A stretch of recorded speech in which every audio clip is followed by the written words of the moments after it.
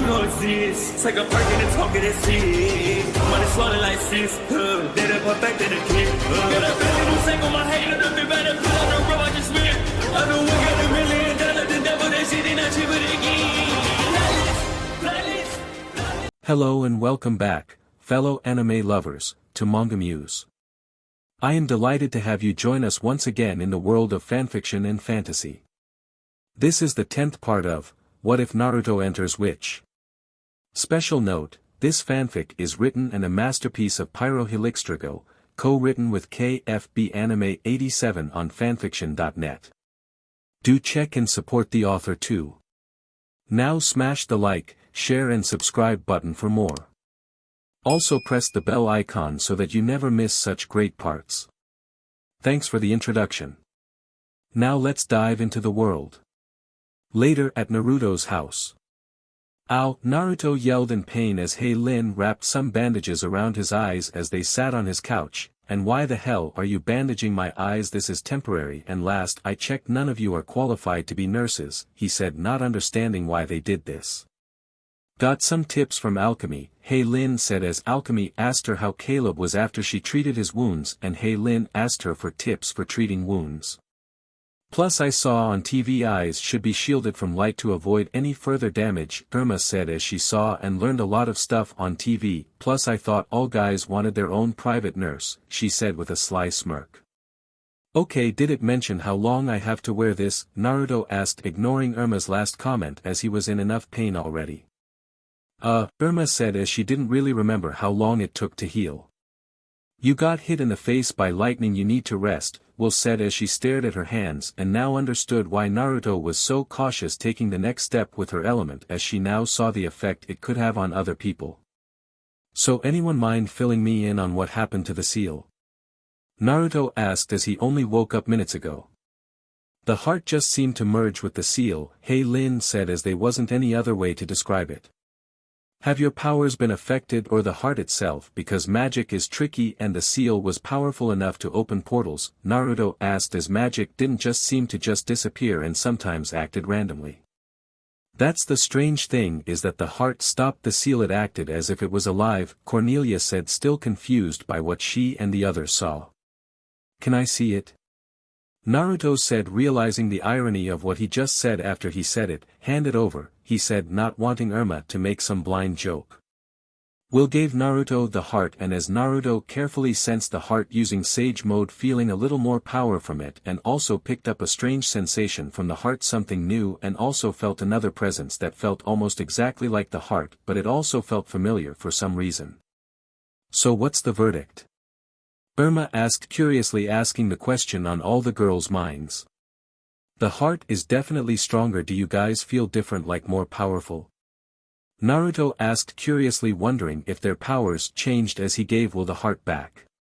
We don't feel any different, Terane said as she felt no different than before. Hey, not to interrupt, but we need to rescue the rebels trapped in that work camp, Caleb said, not wanting to waste time while his fellow rebels suffered. How are we gonna get there? Cornelia asked as they closed all the portals in town. Ugh, it's one problem after the other, Will said, closing her eyes and clenched the heart in anger, and all of a sudden a portal opened up in his living room. Naruto, even though blind, could still hear the sound of the portal and wondered why it opened in his living room, and had only a few theories. Phobos or Elion had something to do with it, or the heart did. You guys said the seal merged with the heart, so it may have given the heart its ability to open portals, he said with a smile as things started looking up. Seems like things have finally turned in our favor, he said, directing what he said to Will as she had doubts and fears about losing since nothing seemed to be going their way. Caleb stupidly stuck his head out through the portal to see where it lead to. Guys, this portal leads right outside the work camp, he said happily. Let's go then, Naruto said as he stood up only to be pushed back. You're not going anywhere, you are blind, Will said, putting emphasis on the blind part.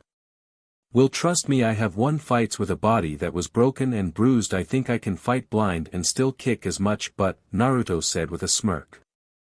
Yeah, well, guess what, you're staying, and to make sure you stay I'll be here to watch over you, Will said, surprising the others. Irma, here, take the heart, close the portal, and when you're done open a portal back, she said, holding out the heart, not wanting to leave Naruto all alone to do something crazy or leave him to be completely exposed. Yeah, but you mind guardianing us up first? Irma asked, not knowing if she could actually transform them. Naruto had a stray thought enter his mind once he heard Irma ask her question, have you guys ever tried transforming without the heart? I mean, you have your powers even without it, so maybe you can still transform, he said, thinking it was possible. Can we? Hey Lin, asked the others, curious if they could do it. Is it even possible? Terene asked herself. Never know unless we try, Cornelia said optimistically. Okay, so how do we do it? Irma asked, having no idea what to do. Well, what do you normally feel when you transform into your guardian forms? Naruto asked, as he only knew what it felt like to transform in the most painful way possible. It kind of feels like all the power we have inside of us starts to build up, Will said, getting nods from the others. Then try and recreate that feeling, Naruto said, as it was the only piece of advice he could give. The girls concentrated and focused on the power within them, trying to make it expand and envelop them like they felt like they did whenever they transformed. At first nothing seemed to happen, but soon a light started to shine from the center of all of their chests and soon grew so bright that it covered them, transforming them into guardians as the light died down. Did it work or did it fail? Naruto asked, not being able to see, but still felt that their power was higher than before, but it was only half as strong when they were in their guardian forms. We transformed. Cornelia said, excited about the prospect. We don't need the heart to transform anymore. Hey Lin said, thinking she could fly for as long as she wanted to. Nice, Irma said, admiring herself. This'll be pretty useful, Terene said, thinking of how useful it would be to transform if they were separate. Yeah, but you guys should change back and transform with the heart, cause I only sense that you guys have half of your power then when you transform with the heart, Naruto said, wanting them to know the cons of using this method of transformation. There's always a catch, Irma said, as she and the others transformed back by themselves without the assistance of the heart. Okay, Irma, here, Will said, handing her best friend the heart, but not before transforming them all and changing herself back to normal. Now go kick some butt for the both of us, she said, referring to herself and Naruto. Irma nodded and took the heart, going through the portal with the others, and after a few moments it closed. So since you basically benched both of us, what do you want to do? Naruto asked, wanting to kill some time despite his blindness. There's something I wanted to do since your little accident with Irma, Will said as she got on his lap.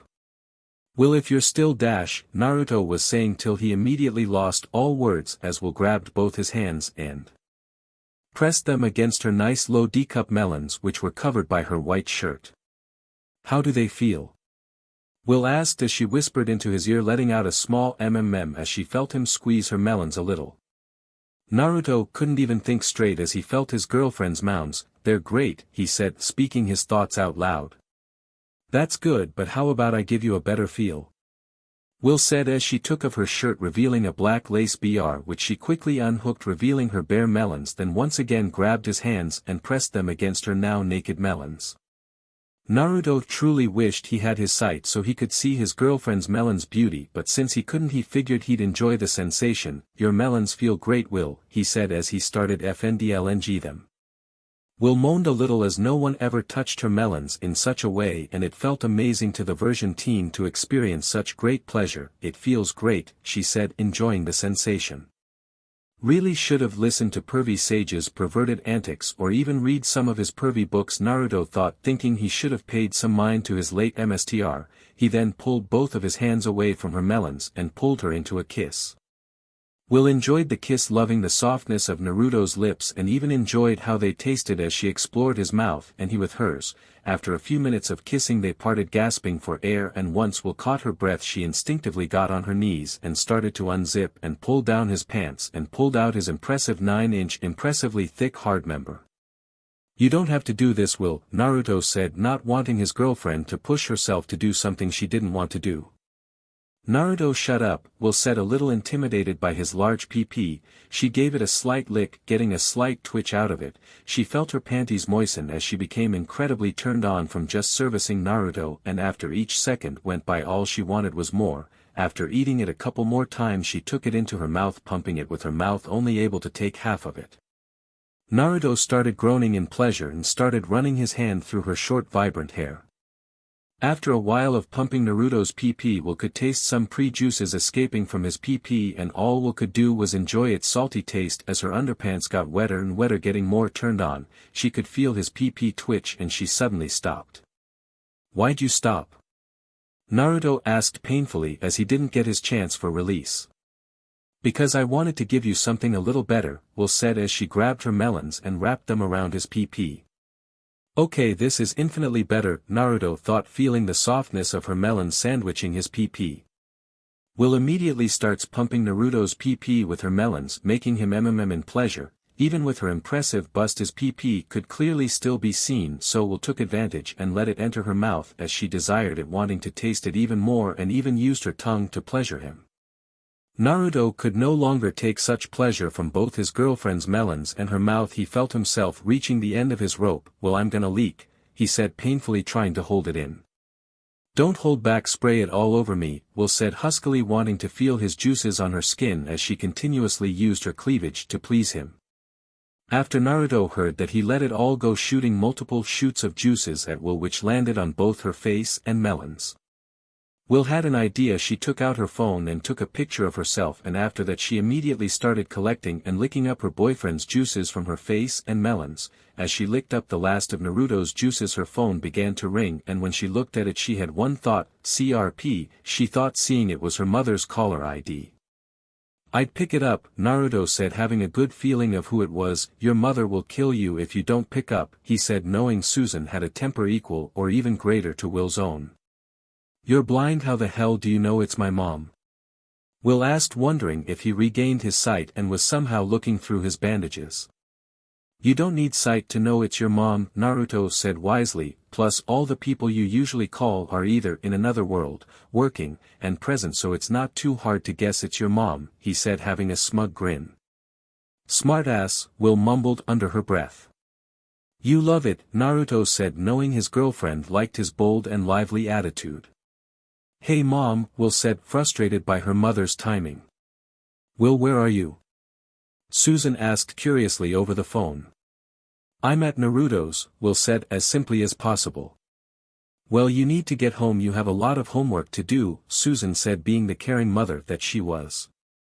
"Fine," Will said tiredly but felt surprisingly grateful, "she might have done me a favor, I haven't actually started using the BRTHCNTRL she gave me," she thought knowing she would have probably went all the way with Naruto shot.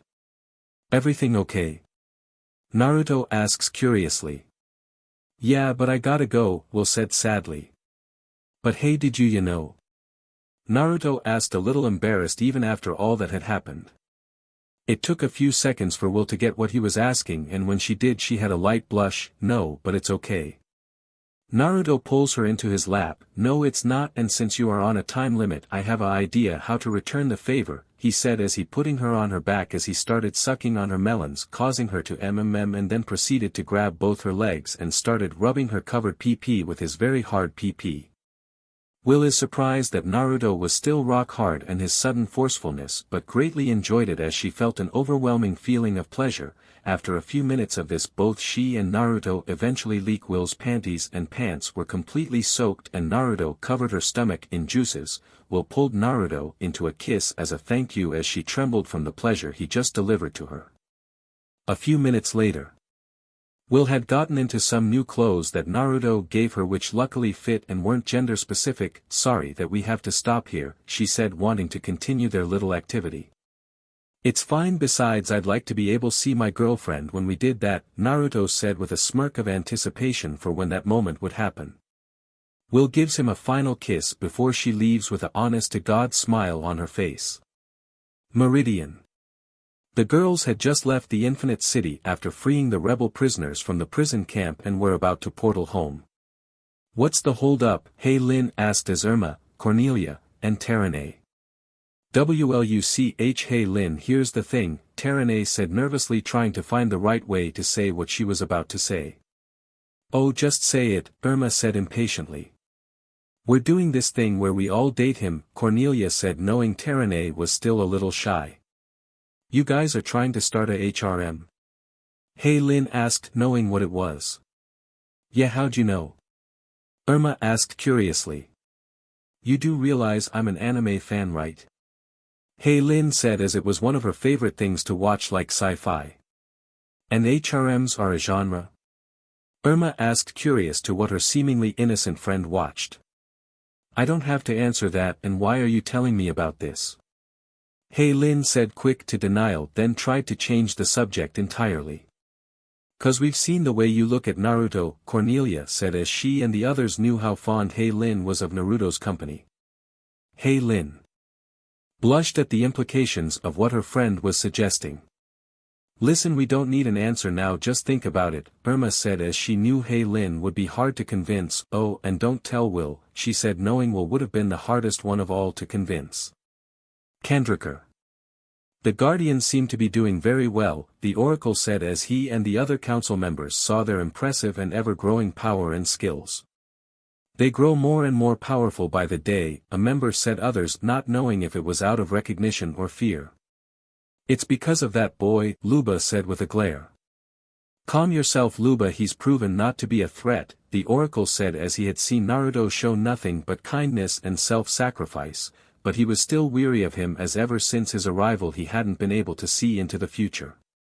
How can you expect me to be calm? We have a boy and that man to worry about, Luba said angrily, as she and the council knew of B. He also carries a beast inside him like the boy, and do I need to remind you what we all saw when he used that beast's power? He basically almost slayed the worm with his bare hands, she said, as she was still terrified of being on the receiving end of such power. Yes, but it was due to our actions that this B is here, if you remember correctly, the Oracle said, as he regretted his hasty decision. We need to keep calm, this boy is no threat, he continues to help the Guardians and the rebels, Halinor said, thinking he was an asset. Yes, and neither has this B character, and he also provides support to the rebellion, the Oracle said, not wanting there to be panic within the council since both Naruto and B seemed to be on the side of good. Naruto's house. Naruto had just woken up and was currently undoing the bandages around his eyes, and when he was done wrapping them he slowly opened his to adjust to the light. He then looked at himself in the mirror in deep thought. Hope that lightning didn't affect my Rinnegan, he thought, activating it, and saw that his Rinnegan seemed completely normal. Naruto proceeded with his morning rituals, and when he finished his shower he went to his room to get dressed, but before he did he saw that his phone had the notification light blinking. Wonder who sent me a message, he thought as he opened his phone to see something that made most of the BLD in his body travel down south. It was a picture of Will covered in his juices with a joyful smile on her face. Now I need another shower, a really cold shower, and I really need to start reading VERYYYY's books. Who knows, I actually might get some good tips, Naruto thought, going back to the bathroom, not seeing that he got a message. Later at the Silver Dragon. Can someone explain to me how someone who can teleport be so late? Irma said as they waited around in the Silver Dragon basement. Because said teleporter can only teleport to where he has a marker which the Silver Dragon didn't have. Till now, Naruto said, walking inside, placing a slip of paper with the flying Raijin on the windowsill. Okay, can we please open the book now? Caleb said impatiently, wanting to see if the heart could open the book. Okay, keep your pants on, Will said, taking out the heart and holding it over the book. Then it spontaneously opened, going page after page until it stopped dead center in the middle of the book. Oh, come on. It's blank, Caleb said, sounding whiny in disappointment. Give it a minute, Naruto said, knowing things like seals and the things within them weren't always what they appeared to be. We don't have a minute, we need to know Phobos' plans for Elian Dash, Caleb was saying till Will cut him off from ranting about not wanting to waste any more time on the book. And Naruto, Will said, wanting to know what Phobos' plans were for him since he went through a lot of effort to try and get him. Not a second later, Phobos' image projected over the book. The day draws near when Elian coronation shall happen, and in 5 days it will mark the day of my greatest triumph. When her powers reach their peak I shall steal it for myself and leave her soul a withering black rose, the recording of Phobos said. Everyone in the room was horrified by what they heard and grew angry at what Phobos had planned. And Naruto, the weak-minded fool, the recording said as it kept talking. He wields so much power yet doesn't use it to its fullest potential. By crushing those beneath him he chooses to help others, and even though his power is full of darkness I had a taste of it and my body yearns for more of it, and when I have him he won't suffer the same fate as dear sister. No, I shall keep him alive so I can drain his power each and every time he regains it, the recording said as Phobos' image disappeared. And the book closed itself. Everyone in the basement didn't dare to speak as the news they had just received was so shocking it took the words right out their mouths. At least we now have a timeline on how long we have, Naruto said, not even caring that Phobos knew his power was renewable and that he wanted to use him as a human battery. He saw the worried look on Will's face and gave her a gentle hug, trying to soothe her of her worries. Lin sees this and is envious as she could feel the love they had for each other. We need to stop him, Cornelia said, worried for both Elyon and Naruto. The best thing we can do is train till the perfect opportunity presents itself, Naruto said, knowing and hating that waiting for the perfect opportunity was the best plan. What's the point of having all this power if we can't just storm the castle and just take her? Irma said, hating this. Elyon, Phobos, an entire army, take your pick, Terane said, knowing the odds weren't in their favor. And even if we somehow got her we'd be stuck with a supercharged girl who I don't know if you've realized this has about as much power as all of you combined, Naruto said as Elyon's powers seemed to grow at an exponential rate to where it was stronger than that of the heart of Kandrakar. Together I know you can win, but you need to remember she has abilities we might not even know about, and imagine what she'll do if we brought her here. No more secret identity and goodbye normal life, he said. Knowing that a fight with Elyon even by herself was bad. What about you?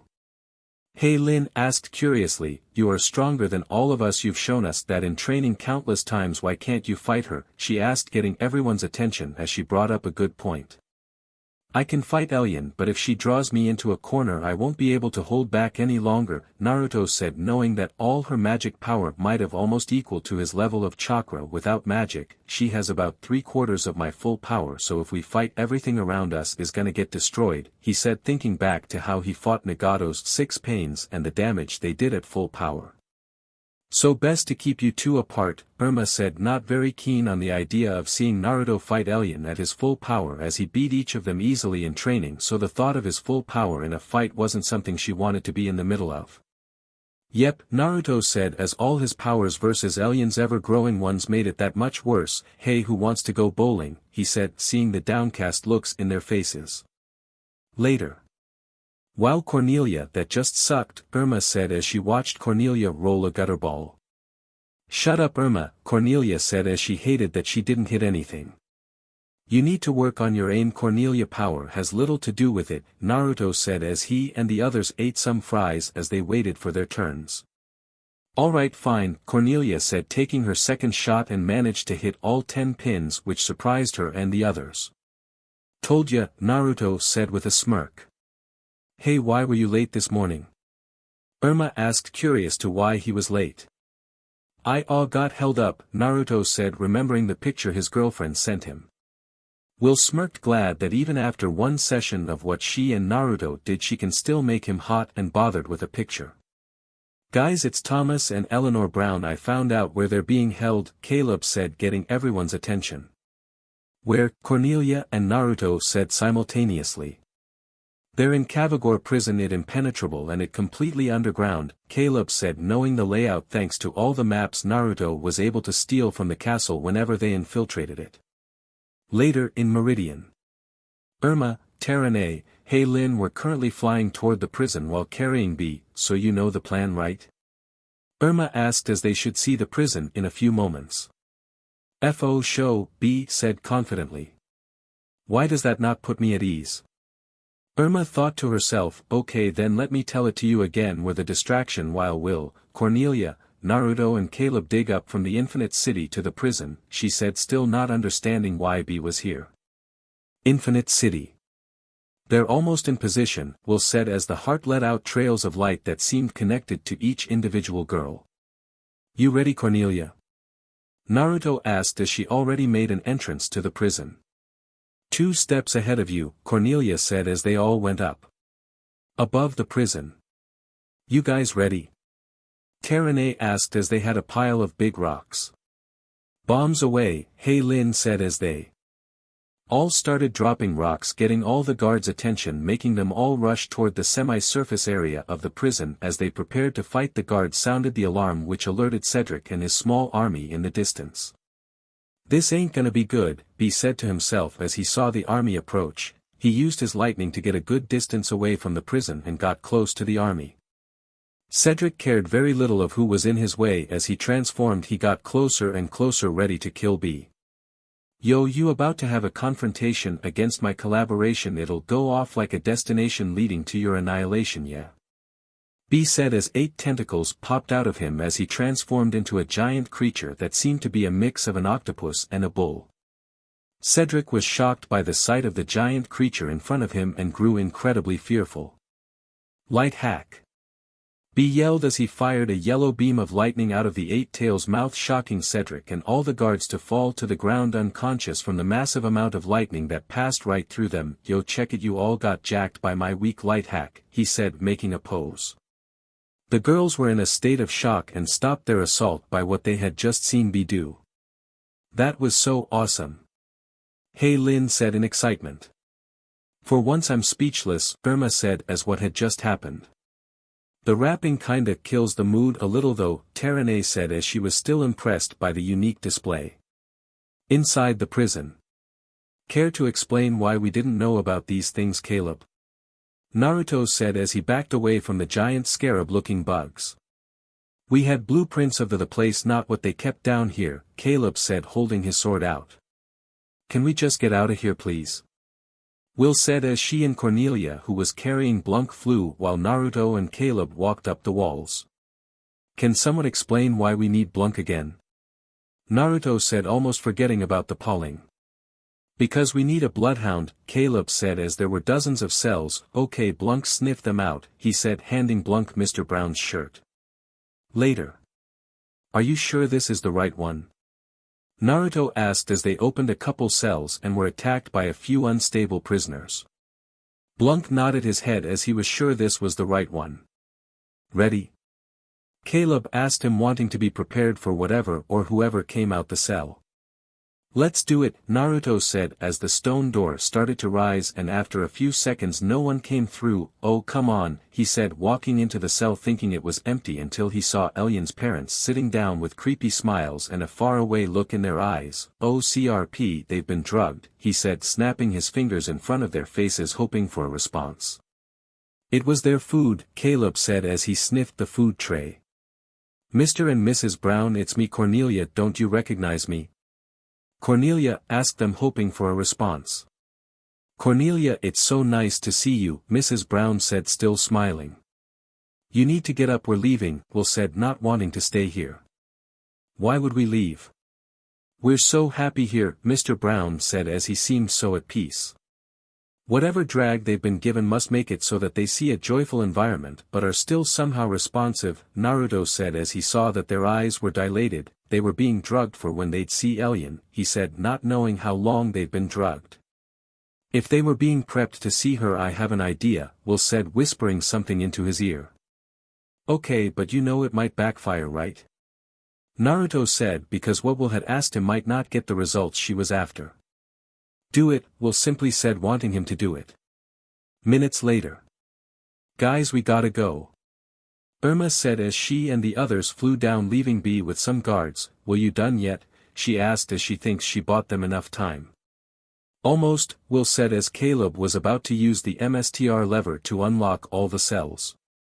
Will you need to open a portal outside Heatherfield? We need it to get everyone out of here, Naruto said as he didn't have one of his father's kunai at the Rebel HQ and didn't have the required mastery of the flying Raijin to teleport so many people. Will focused on a place where they could go and soon opened up a portal. As they gathered all the prisoners, they soon heard a noise that sounded like the clicking of fangs. What the hell?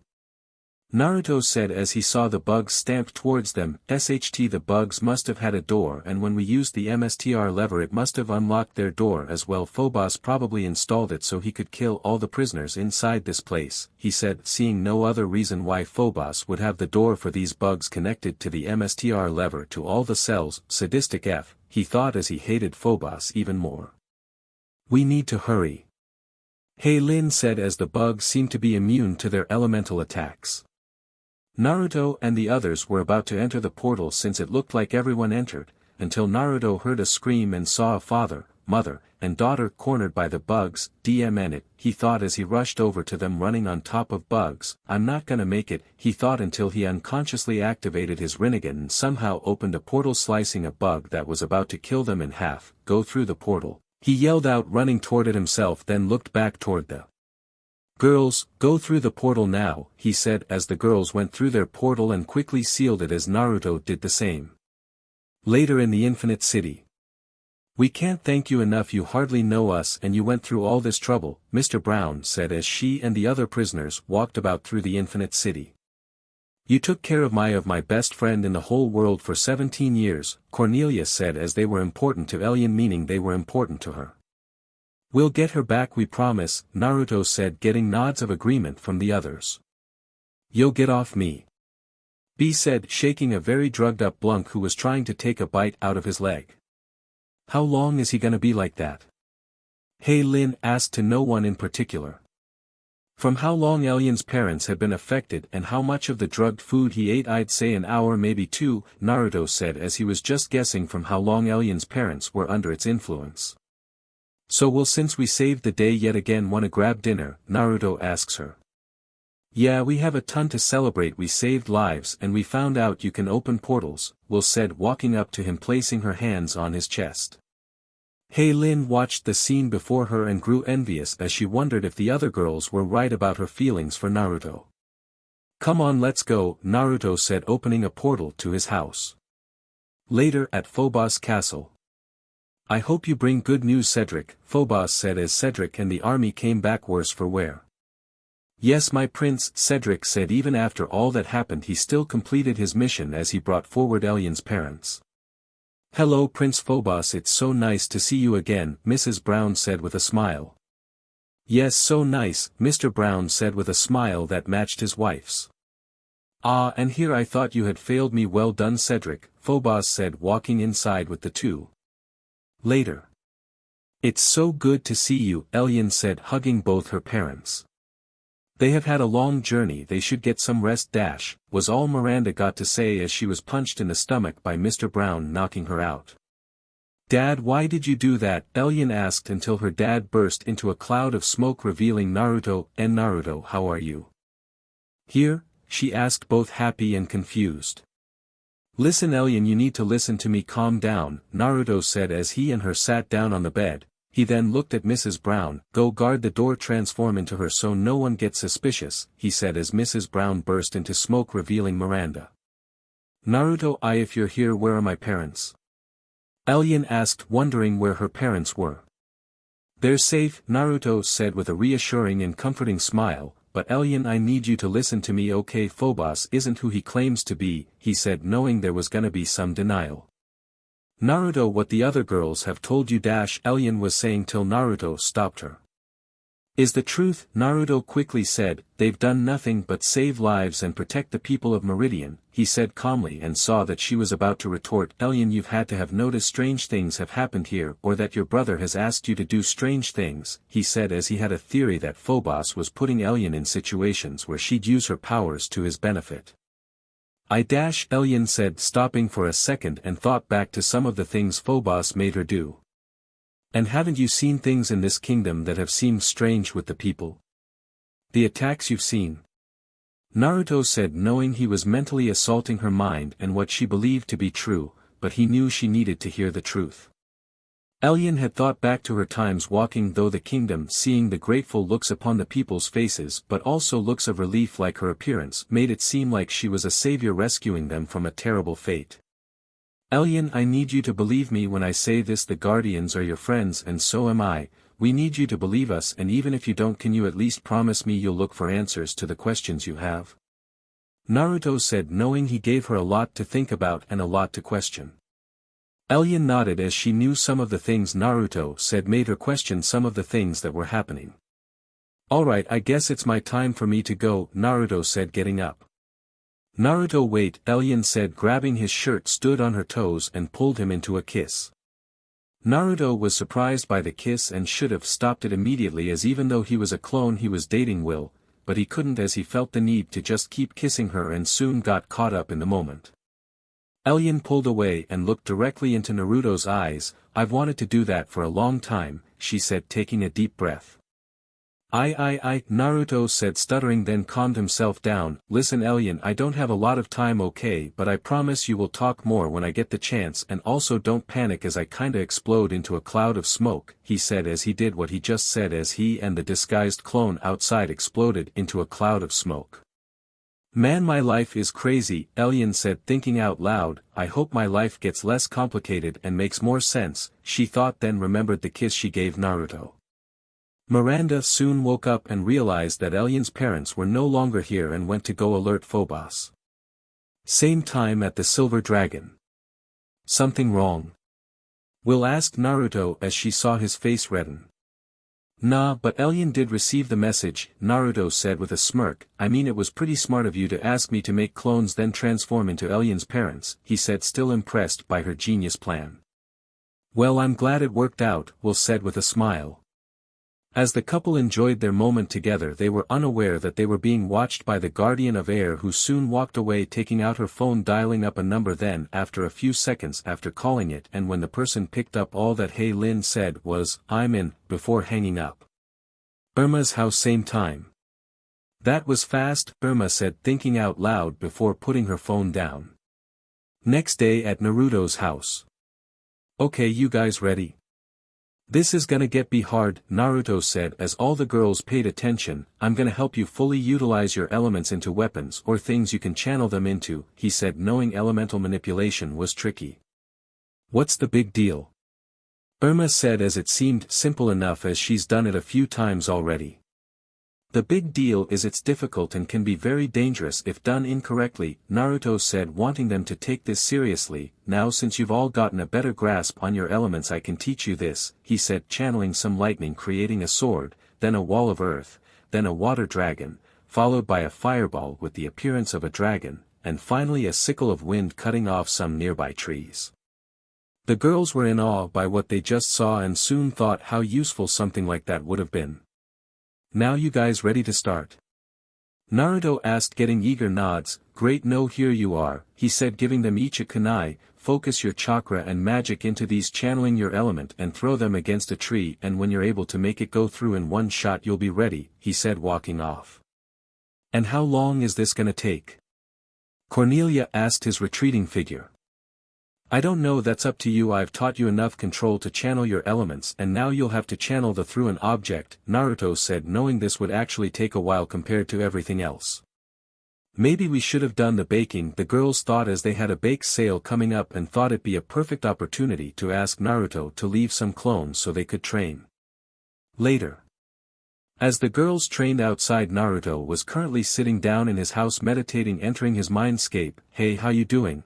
He said, sitting down a few feet away from the giant prison bars holding the giant fox. The giant fox didn't even bother to register Naruto's question as it stared right at him as if his eyes were looking into his very soul. What happened to you? He asked, wanting an answer. What do you mean? Naruto asked, not really sure by what he meant. I haven't been able to sense the real you in some time, the Ninetales said as he was both curious and angry from what happened to the other Naruto. CRP, does he mean my dark self? Naruto thought as that was the only thing he could possibly be talking about. Me and him merged, I accepted who I am, he said, actually surprising the Ninetales. He accepted his hatred. The Ninetales thought, a little impressed by what Naruto did. And that's why I want us to get along better, Naruto said, surprising the fox. If I can accept my darkness, I can definitely accept you, he said, surprising the fox even more. I need time to think about this, the fox said as he needed time to think about this as there was never a human in his entire existence, and to hear that threw him off slightly. Take as much time as you need, buddy, Naruto said before he disappeared from the seal.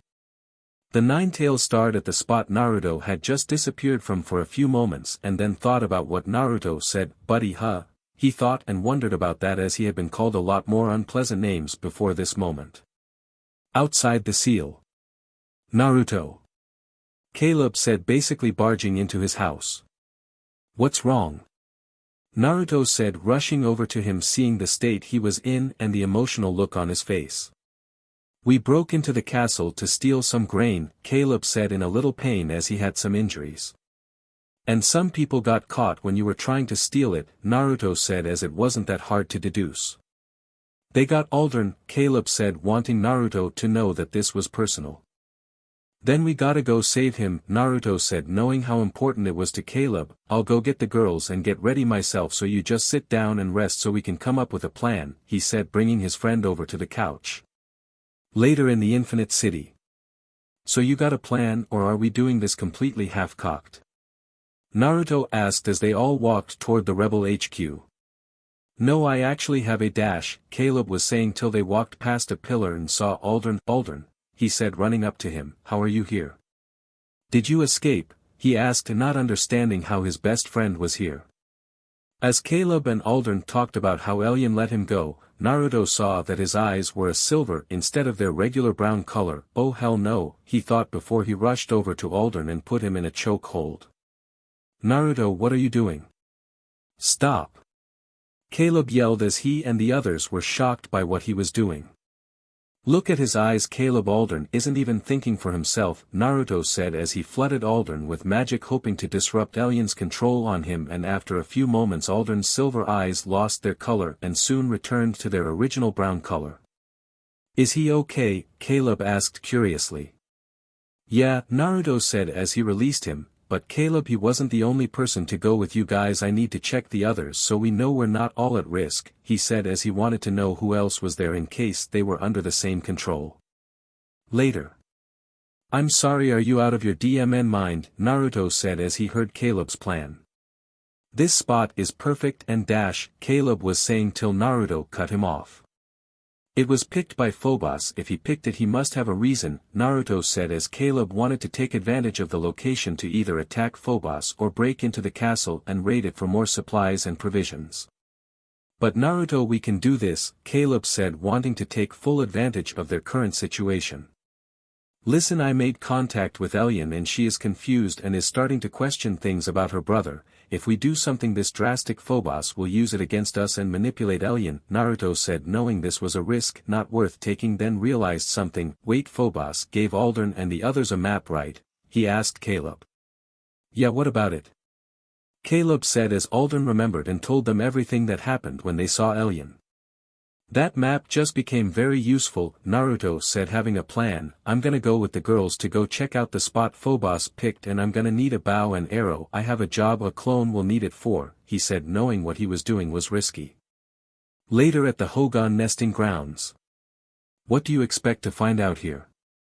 Will asked, not seeing anything out of the ordinary. Something that's out of place. This is Phobos we're talking about, Naruto said as he had a feeling Phobos did something to the area. I mean, there is nothing but a bunch of Hugans and giant blue eggs, Lin said, amazed by their appearance.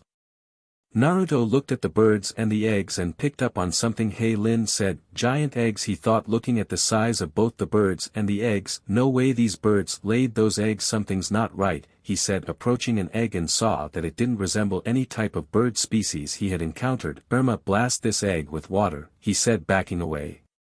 Sure thing, babe, Irma said, making a gun hand sign and shot water at the egg, removing its blue coating, and it soon started to crack. Everyone back up. Naruto said, knowing that whatever came out the egg was something dangerous. Seconds later the egg fully cracked, revealing a Larx. Oh come on. Terene said as she hated these things. Guys, look, they're all hatching. Cornelia said nervously as Larx popped out of their eggs. Everyone split into teams of 3. Will and Lin are with me, Naruto said as they transformed. Ah, Naruto. Terene said, worried by what she saw while she was with Cornelia and Irma. Terene, what's wrong? Naruto asked until he looked where she was looking and saw a giant green web make a dome around them. I really gotta read up on the wildlife here, he said as he had enough of all the weird CRP some of the animals here did. Guys, we can't leave, he said, getting looks of surprise and confusion. What? Why? Will asked as he could teleport them even if they got trapped in the web. These things are here in the center of the Hogan's nesting grounds. We leave now. They go on to the brink of extinction with the Larx here, Naruto said, knowing that if the Larx were left here it would cause a drastic change in the food chain and the Larx numbers would continuously grow out of control. Well, do you have a plan? Cornelia asked, readying her powers. Yeah, survive and kill all of these things, Naruto said as he and the others readied themselves. He summoned up some kunai and shuriken. How many of these things are there? Lin asked as she and the others used their powers fully as they couldn't hold back against the Larx since they had some immunity to their attacks. Since Phobos thought all the rebels would be here, it wouldn't surprise me if he brought as many as he could, so I'm guessing about 100, Will said as more and more seemed to pop up. She is not wrong, Naruto said, trying to gather sage chakra, which proved very difficult since he couldn't use clones and wasn't able to stay still for long, but luckily enough he gathered half his usual amount and was surprised by what he sensed. What the hell, he thought, looking down to the ground beneath him as his sage. He could literally make an outline of a giant Larx right under them. SHT, this thing must be the mother, and I seriously wonder how we all end up fighting creatures then there. Mothers, he thought, not knowing that his sage mode, no matter how little he had summoned it, got the attention of the Larx mother underground, who quickly moved toward the surface and revealed herself to be a truly terrifying creature. The mother Larx appeared to be very different compared to a regular Larx. Her body was 5 times the size of the standard Larx, the mandibles were bigger and sharper with some small appendages coming out of her mouth, and even on the inside of her mouth was rows and rows of teeth. The claws around her body were longer and sharper compared to the other Larx. The mother soon laid its bright red eyes on Naruto and let out a loud roar. Oh SHT, this isn't gonna be good, Naruto thought as he saw the Larx stopped attacking the girls and soon charged him. SHT, that wasn't some random roar, she must communicate through sounds like other bugs and animals, he thought as the Larx circled around him. Naruto, Will yelled as the bugs surrounded him. I got this, get back, Naruto yelled as his Rinnegan appeared, and he used the almighty push to clear some space between himself and the Larx. He then created a clone who helped him create a Raisin Shuriken with the remaining sage chakra he had and was prepared to throw it right at the mother. Naruto, wait, Lin said, flying over to him as the other girls continued to fight the other Larx. Let me add some of my wind to it, she said as she remembered Naruto once telling her and the others that elements of the opposite nature can increase another if used together, or that 2 elements of the same nature combined can increase its power. Naruto smiled and was actually curious to how more wind would affect the Raisin Shuriken, or how much more powerful it would be. Let's do it, Lin, I need you to focus as much magic and chakra into the Raisin Shuriken, he said, seeing the Larx get closer to them. Lin placed her right above the Raisin Shuriken and did as Naruto instructed, channeling as much power as she could. Whoa, Naruto said as he saw the Raisin Shuriken start to change as the blades began to thin, taking the shape of that of a demon wind shuriken, spinning even faster than he'd ever seen, and the Raisingan at the center of it became brighter than ever before and made a high-pitched sound as the wind howled around them. Now let's kill this bee, he said as he tossed the Raisin Shuriken right at the mother Larx. Everyone fly away, he said, taking of not wanting to be at ground zero when the much more powerful Raisin Shuriken hit the mother and unleashed its torrent of winds. The Raisin Shuriken made its way toward the mother, killing the Larx that were even in its path or even close by it, as even the wind that circulated around it was deadly, and when it hit the mother it made her let out a loud wail of pain before the Raisin Shuriken expanded to where she was completely shredded from the cellular level, leaving no trace of her. But the Raisin Shuriken didn't stop there. It let out a violent torrent of wind that destroyed the dome and killed all the Larx there, leaving nothing but flat land with no trace of the Larx in the distance. Whoa, was what all the girls said as they barely escaped the effects of the Raisin Shuriken as they were blown away, even though they got out of the dome due to Terane being able to burn through the webbing thanks to her blue flames being hot enough to melt through. Man, I can't believe how powerful that was, Naruto thought, as a normal Raisin Shuriken would have destroyed about half of the dome, but with Lin's help the power of it doubled. due to all her hard work and her heritage she is about equal to me in terms of power to wind, he thought, impressed by how far the girls came in the past couple months, as they were about as strong as he was when he returned to the Leaf in terms of skill and power. Phobos Castle. Elyon was staring down the red carpet hoping for the rebels to appear for the truce. I need answers to what Naruto has told me, she thought as her mind couldn't stop questioning and thinking about everything that she's been told or saw. Phobos saw the sad look on his sister's face and knew it was time to persuade her that the rebels went back on their word, but he was interrupted when an arrow hit the table with a paper wrapped around it. Elyon took the paper from the arrow, and when she immediately opened it she saw that it was the map her brother gave the rebels. This is the map you gave the rebels, and it's a completely different location from here, she said, glaring right at her brother. Phobos internally panicked as he didn't plan for this to happen, and if he didn't play it right he would completely lose Elyon's trust. I don't trust the rebels, Elyon. I wasn't willing to risk your safety, he said, hoping that if he said it was about her safety she'd be gullible enough to buy it. Maybe your dishonesty is why there's a rebellion in the first place, Elyon said as she walked away from Phobos. Either my brother is too protective or Naruto is right, she thought, as this didn't help ease her thoughts or give her any real answers to the questions she had. In the distance, Naruto's clone holding a bow watched as Elyon stormed away from Phobos. Atta girl, and your days are numbered, Phobos, he thought before dispelling. Later at Naruto's house. So you guys ready to see how your control has improved? Naruto asked as they had improved on channeling their elements through their kunai to a good degree. What about Caleb? Lin asked curiously as she hadn't been training with them lately. He's in Meridian cause we have such a short time frame, but don't worry, I sent B there to train and help him, Naruto said as he wanted Caleb to be at his best when the fight against Phobos begins, and with B there to help him and the rebellion eased his worries. So how we gonna do this, babe? Irma asked curiously. We're gonna use some of the exercises I already taught you, Naruto said, knowing their increased power and skill should show in the exercises. Well, I've noticed you've been practicing your lightning body technique. Wanna see how fast you can really go? He asked, knowing his girlfriend had been practicing to make herself faster and to make the technique improve upon the speed it gave her. Okay, let's go. Will said as Naruto went to the other side of his yard. Ready? She called out to him as she started channeling power throughout her body but focused a little more in her feet. Ready? Naruto said as Will seemed to disappear momentarily before appearing right before him, sending a fist right at him. Amazing, her speed in that state makes it hard to follow her if one wasn't trained to keep up at such intense speeds, he thought, as he was lucky he had faced such fast opponents, otherwise he wouldn't have been able to keep track of his girlfriend. DMN, he can still keep up, Will thought, as Naruto may not have been moving at her speed he was still able to block her attacks. That's enough, Will, Naruto said as there wasn't any point to prolonging this fight. Okay, Irma, you're up, he said with a smirk as he saw how excited she looked. Okay, now I want you to make a weapon out of water, okay? He asked her. Irma wasted no time and summoned 2 whips made completely out of water into her hands.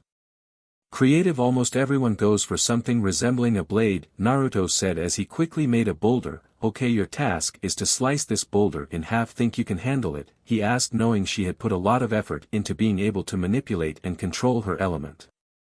Bring it. Irma said, not showing any signs of fear or hesitation. Well, she's either very brave or very crazy, probably both, Naruto thought as he launched the boulder at her. Irma quickly swung a WHP, cutting the boulder in half. Naruto went to the split boulder and saw that it was a clean cut. Man, that girl's control is scary, he thought, thinking that Irma had trained a lot to gain this level of control. Okay, Terane, you ready to breath some fire? He asked as he walked her to the beach. Terane breathed calmly, trying to take as much air into her lungs, and when she was ready she unleashed a torrent of blue flames that created so much steam it basically engulfed Naruto's house. Man, hate to be on the receiving end of that, Naruto thought as he had been hit with fireballs before, but if he ever got hit by one like Terane's that would have probably done him in. Okay, Cornelia dash, he was saying till he got interrupted. Got it, Cornelia said as she summoned nearby rocks that encased both her hands, forming gauntlets made out of stone.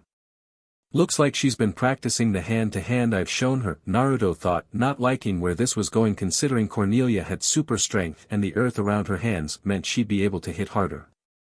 Cornelia wasted no time rushing toward him, sending strikes so powerful they got carried out through the wind due to the force she applied.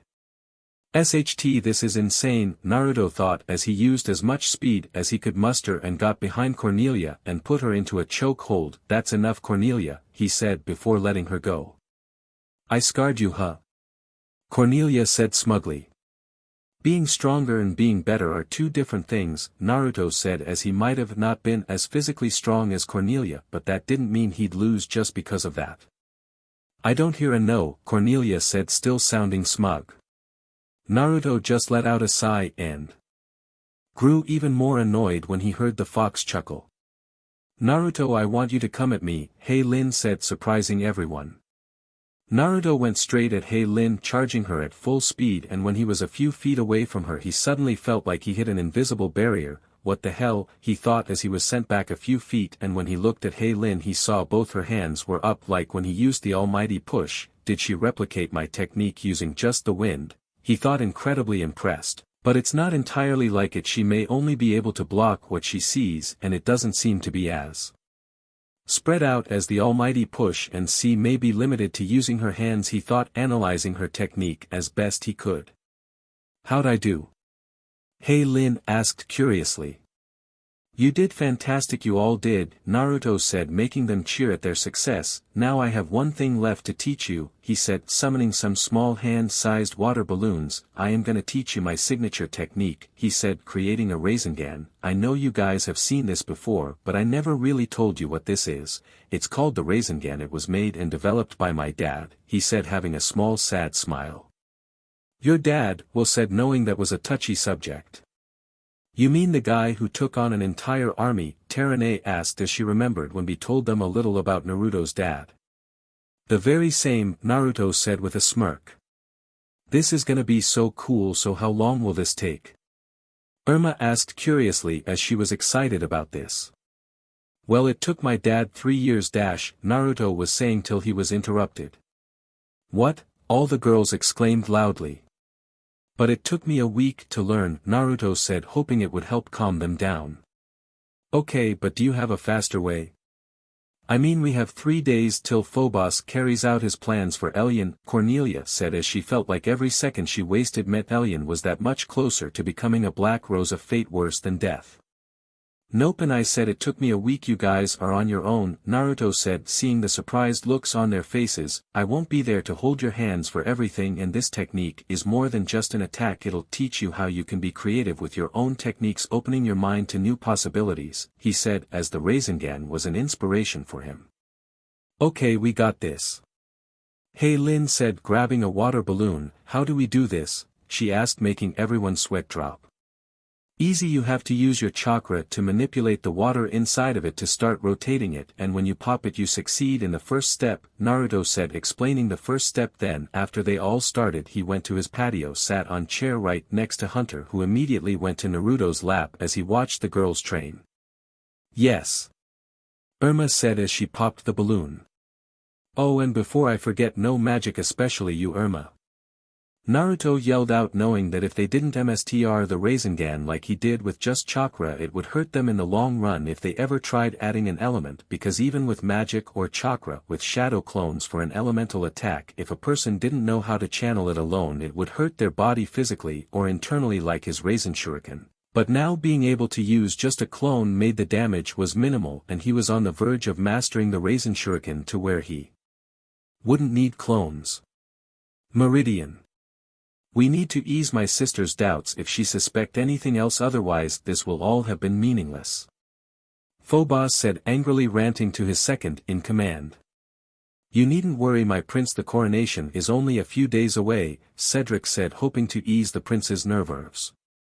"If we don't do something now, she might figure it all out before then," Phobos said in frustration, then calmed down as he had a sudden thought come to mind. "I need to appeal to her misplaced sense of forgiveness," he said, knowing that his sister's misplaced morality. Naruto's house. Naruto had recently woke up and was currently in his kitchen feeding Hunter, who seemed ecstatic at the prospect of getting food. "How much can one small dog eat so much?" he thought, seeing Hunter chow down on his dog food. He was brought out of his thoughts as his phone started ringing. "Hello?" he said, not even looking at the caller ID. Naruto, we need you at the Silver Dragon ASAP. Hey Lin said in urgency. Later at the Silver Dragon. I'm sorry, are you telling me she can see into the future? Naruto asked Yen Lin as everyone were currently in the basement. It's more like foresight, but yes, Yen Lin said calmly. Okay, well, you and me are gonna have to disagree on that, Naruto said calmly, through with a slight edge. Nothing is written in stone, there isn't some predestined outcome for us all, we get to choose how we live our lives, no one else, and especially not that BS called fate, he said as he dealt with enough people who believed in fate. You sounds like you've had experience with someone of the same power, Yen Lin said, curious as to why he was so against the power of foresight. There was this girl who was able to predict the future of the death of others, and all her predictions had been 100% true, Naruto said, remembering a certain blonde priestess. Wait, this girl could predict a person's death? Freaky, Cornelia said, not knowing how she handled that if she ever had that ability.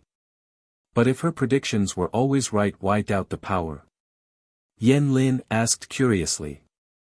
Because she predicted my death, Naruto said, simply surprising everyone there. Wait, she predicted that you'd die? Will said, a little scared by the prospect of him dying. Yeah, she said I would be stabbed right through my chest, Naruto said, placing his hand over the center of his chest, but I proved her wrong and survived. I defied fate, so whatever Hei Lin saw can certainly be changed, he said, not willing to believe that hard work and effort meant nothing to something that seemed impossible. Cornelia was put at ease at Naruto's little speech, as it meant they still had a chance for her best friend. Not a second later, Caleb came rushing into the basement. Oh F me, what now? Naruto thought, seeing the look of panic on Caleb's face. Later. Okay, so you're telling me that not only did Phobos take away all of the villagers' water, but there is a lake which is also some kind of monster? Naruto asked as the last part of Caleb's explanation threw him off. I mean, I've seen some weird stuff, but this might be the most out there, he thought, a little confused. Okay, so we need to split up, me, Naruto, and we'll go to the castle and do some recon while you four handle the lake monster, Caleb said as they needed to divide and conquer. Question, how exactly do we fight water? Cornelia asked curiously. She's right, water has no definite shape, so they won't be able to do any damage to it, Naruto said, as that not being able to hurt something with no physical body presented a problem. Maybe I can, Irma said, getting their attention. I mean, what's the point of being the guardian of water if I can't beat something made of water, she said, hoping her powers would give her an edge. That's probably our best bet, and besides I probably couldn't do much to it, my powers might not even work, Will said, not knowing the irony of what she said. Okay, so everyone knows their job, Naruto asked, getting nods from everyone. Later in Meridian. B was currently delivering water to different villagers as covertly as he could, using his water magic to give as much water to the people as he could, but was growing tired as there were many people who needed water. You need to take it slow, B, you've been overexerting yourself, the Eight Tails said mentally. I can't go slow, yo, these people be thriven and need help survive an FO show, B thought, answering his partner. That kid has really made an impact on you, B, the Eight Tails thought to himself, as ever since they both came here and met Naruto, B had changed in a way he couldn't describe, but it was definitely a positive change as he seemed happier and stronger than he was before. Phobos Castle. How do you think the others are doing? Naruto asked as they waited for the guards to change shifts. You've trained us all to be the best we could be, they'll be fine, Will said, confidently believing that the other girls could handle it. She's right, you've done your best to help prepare us for whatever may come, that's more than what most people can say, Caleb said, keeping his eyes on the guards. That still doesn't mean I can't worry about them, Naruto said as he was still worried about the creature they were facing. Would you be worried about me? Will asked curiously. Of course, I worry for all of you, even Elian and Caleb, Naruto said as they all had become important to him. He really is too sweet for his own good, Will thought as she adored how compassionate he was. At the lake with the girls. Does anybody have any ideas how to kill this thing? Irma said as she struggled to restrain the Katham with her own control over water. We've tried everything. Terane said as they tried using their different powers to destroy it, but besides Irma's power to slow it down, none of their powers had any success. "Ugh guys," Irma said as she felt her control slipping and saw the Katham begin to act aggressively, kinda running out of time, she said as the creature started shaking violently, breaking free of Irma's control. The Katham, made solely of water, glared directly at Irma and channeled its power, creating blades all over its body. "OSHT, it can do the same thing as me," Irma thought, as it somehow had the same power to manipulate its own water into weapons. "This just got a whole lot worse," Cornelia said, as now they would have to fight cautiously. The Katham didn't stop with just the blades around its body. It raised its hands, making water in 3 spots around it rise up and take a similar form to itself. "What word is more terrible than worse?" Lin said as she was then hit by a torrent of water. "Screw you, you walking puddle," Irma said as she made her whips, but this time the whips responded to her anger and they now had spikes covering them as she aimed for its eye. "It just got serious," Terene said as she deeply inhaled and unleashed a torrent of blue flames, destroying the Katham's clones, which soon reformed. Cornelia went to its body, her hands encased in her rock-like gauntlets, and tried punching its body as hard as she could, but every time she punched a huge amount of its water, it simply just absorbed more water from the lake. Lin had about as much success as she used multiple wind blades, cutting off its limbs only for it to make new ones. "We can't fight like this," she said as all they did was exert themselves. The Katham summoned more and more clones and grew even larger. "We need to get rid of this thing," Lin said, but was then grabbed onto by the Katham. As she struggled to get free, she could feel herself growing weak. "Guys, I think this thing can absorb our magic," she yelled out, feeling her powers slipping away. Terene saw that Lin was growing weaker and her anger just skyrocketed, and her power responded to that anger, making it swell up inside her, and she unleashed it using another breath attack, but this time much larger, evaporating some of the lake's water, leaving only the original Katham with Lin still in its grasp, as Terene didn't aim for it due to her being in its clutches and she didn't want to roast her alive. "Ugh, what's it gonna take to kill this thing?" Cornelia said as the Katham was still standing. "What about lightning?" Caleb said this thing was made of energy, so all we need is lightning, Terene said, hoping that the energy from the lightning would cancel out the Katham's energy. "Ugh, Terene, I don't know if you know this, but all the people we know who use lightning are not here, so any good ideas?" Cornelia said as Naruto, Will, B, and even Caleb. As they talked, Irma used her powers and was luckily able to manipulate enough of the Katham's water to free Lin. "That's the thing, we can make our own lightning," Terene said, confusing the others. "If Lin and I combine our powers, we can create an electric charge," she said, hoping her knowledge and their powers worked for what she had planned. In the distance, 3 have now tapped into their power. "I hope they can truly help them, and I wonder if they'll ever learn to truly tap into it," the nymph said, while also thinking out loud about the power the earth, air, and now fire guardians used. Phobos Castle. "Does anyone have an actual plan?" Will said as she attacked some guards as the rebellion. "I think it's obvious we fight," Naruto said, blasting away a group of guards. "Phobos discovered the Infinite City and we either had to run and be in the open or risk it all in this final fight," he said, knowing that if the Infinite City was discovered, the rebels no longer had a safe place to stay. "He's right, if we don't do this now, the whole rebellion will have been for nothing," Caleb said, pushing as much lightning chakra into his sword, its charge being as strong a taser. "We need the others," Will said as she moved so fast, and each time she hit a guard they became unconscious due to the massive force. "I know," Naruto said, as they wouldn't be able to keep this up all day. "Caleb, where the hell is B?" he asked, wondering where his fellow Jinchuriki was. "I asked Aldern, he said B was supplying water to the people," Caleb said as he pushed back 3 guards who ganged up on him. "B, you idiot, if you're supplying that much water it'll drain you," Naruto thought, knowing that even with B's vast amount of chakra he would have been supplying it to too many people and he'd be using a lot of chakra. As he fought more and more guards, he noticed Blunk hiding in the ground. "Blunk," he yelled, wanting to get his attention. "What Blondie want?" Blunk yelled out in terror, too afraid to look up. "I need you to get the other girls there at lake," Naruto said in urgency. "Too far," Blunk yelled.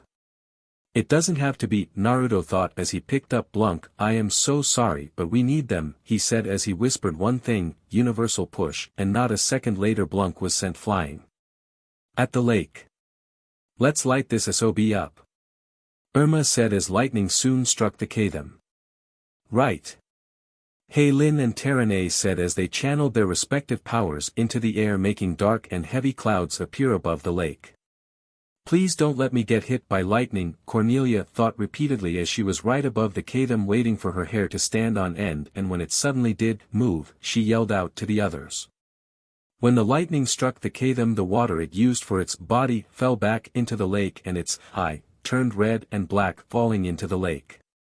We are never splitting up without having all the elements, Irma said, knowing if Will was here they would have finished this a whole lot sooner. Do you guys hear that? Cornelia said as she could swear she heard someone screaming.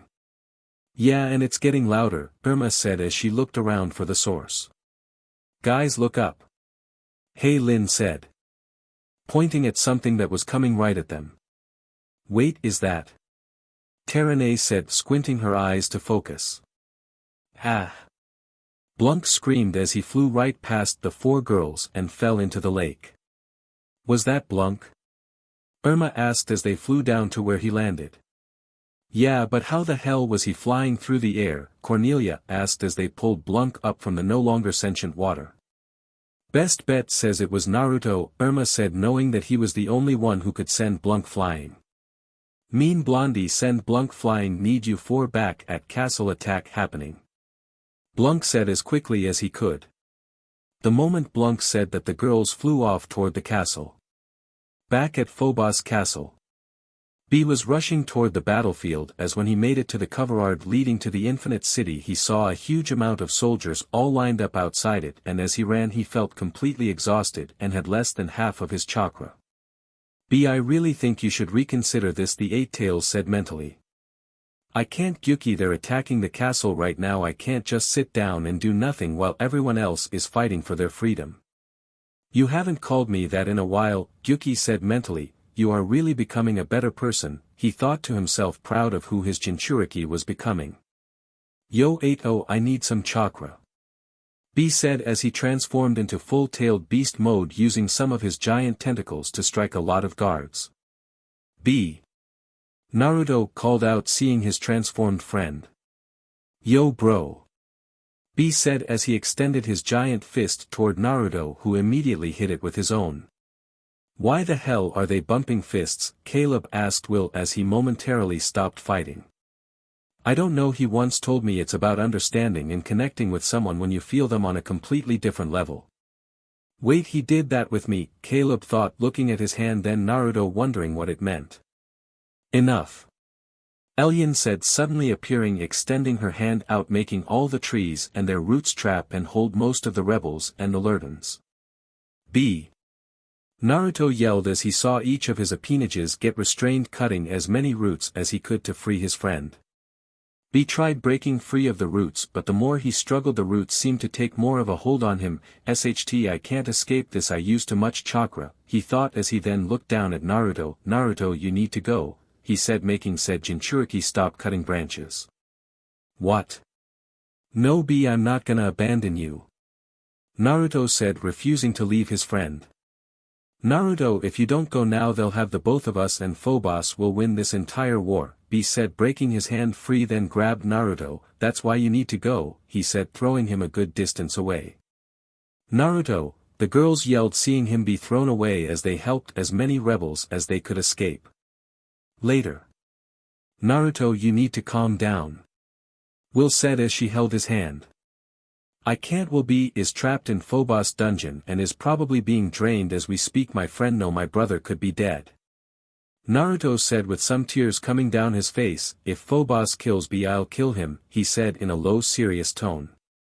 The girls were surprised at this as Naruto valued life and considered it precious. Hearing him say he would end Phobos' life came to a surprise. Phobos Castle. You want to what? Phobos said, trying to conceal the anger in his tone. Free the rebels, Elyon said plainly. They attacked the castle. Phobos said, trying to get her to see reason. You gave them a false location for a treaty signing. You've done nothing but make bad decisions in handling this. Elian said, giving a fair point in the argument. I want a say in what happens in Meridian, she said, wanting to be able to make Meridian a better place. Phobos tried to think of a way out of this, but the answer came to him in what Elian said. You're just the princess, you need to wait until you become queen, he said, hoping his gamble would work. Well, when do I become queen? Elian asked impatiently. At the coronation, which is in a couple of days, Phobos said with a smile, as this couldn't have worked any better. Good, and I want those rebels freed, Elian said, walking away.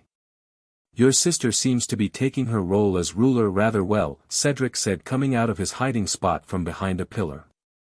Yes, it's a shame she won't live long enough to become one, Phobos said neutrally. Is he locked up securely? He asked his second in command.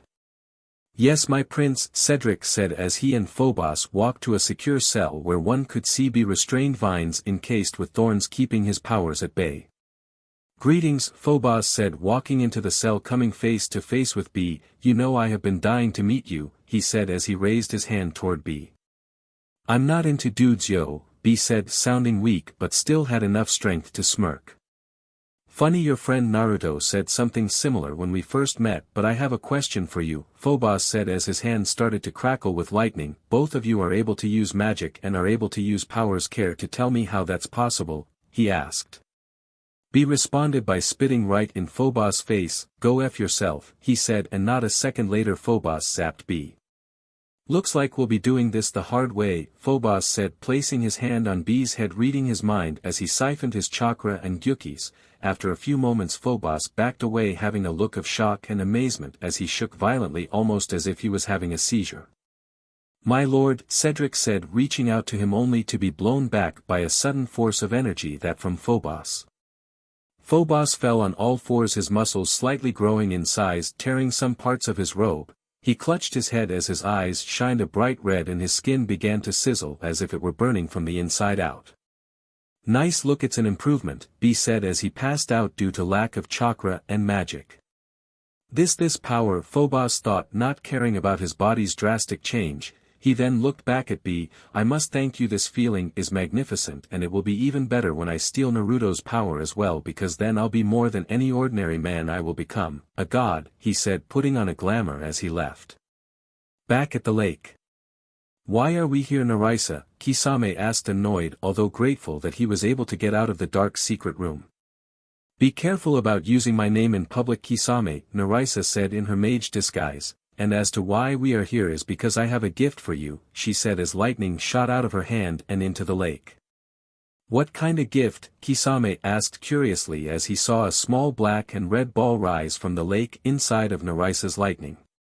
This is the Katham, a creature I made a long time ago in my younger days, Narisa said, reminiscing about her former youth, but grew sad as she remembered what the creature represented. And why are you telling me this? Kisame asked, feeling unsure about this.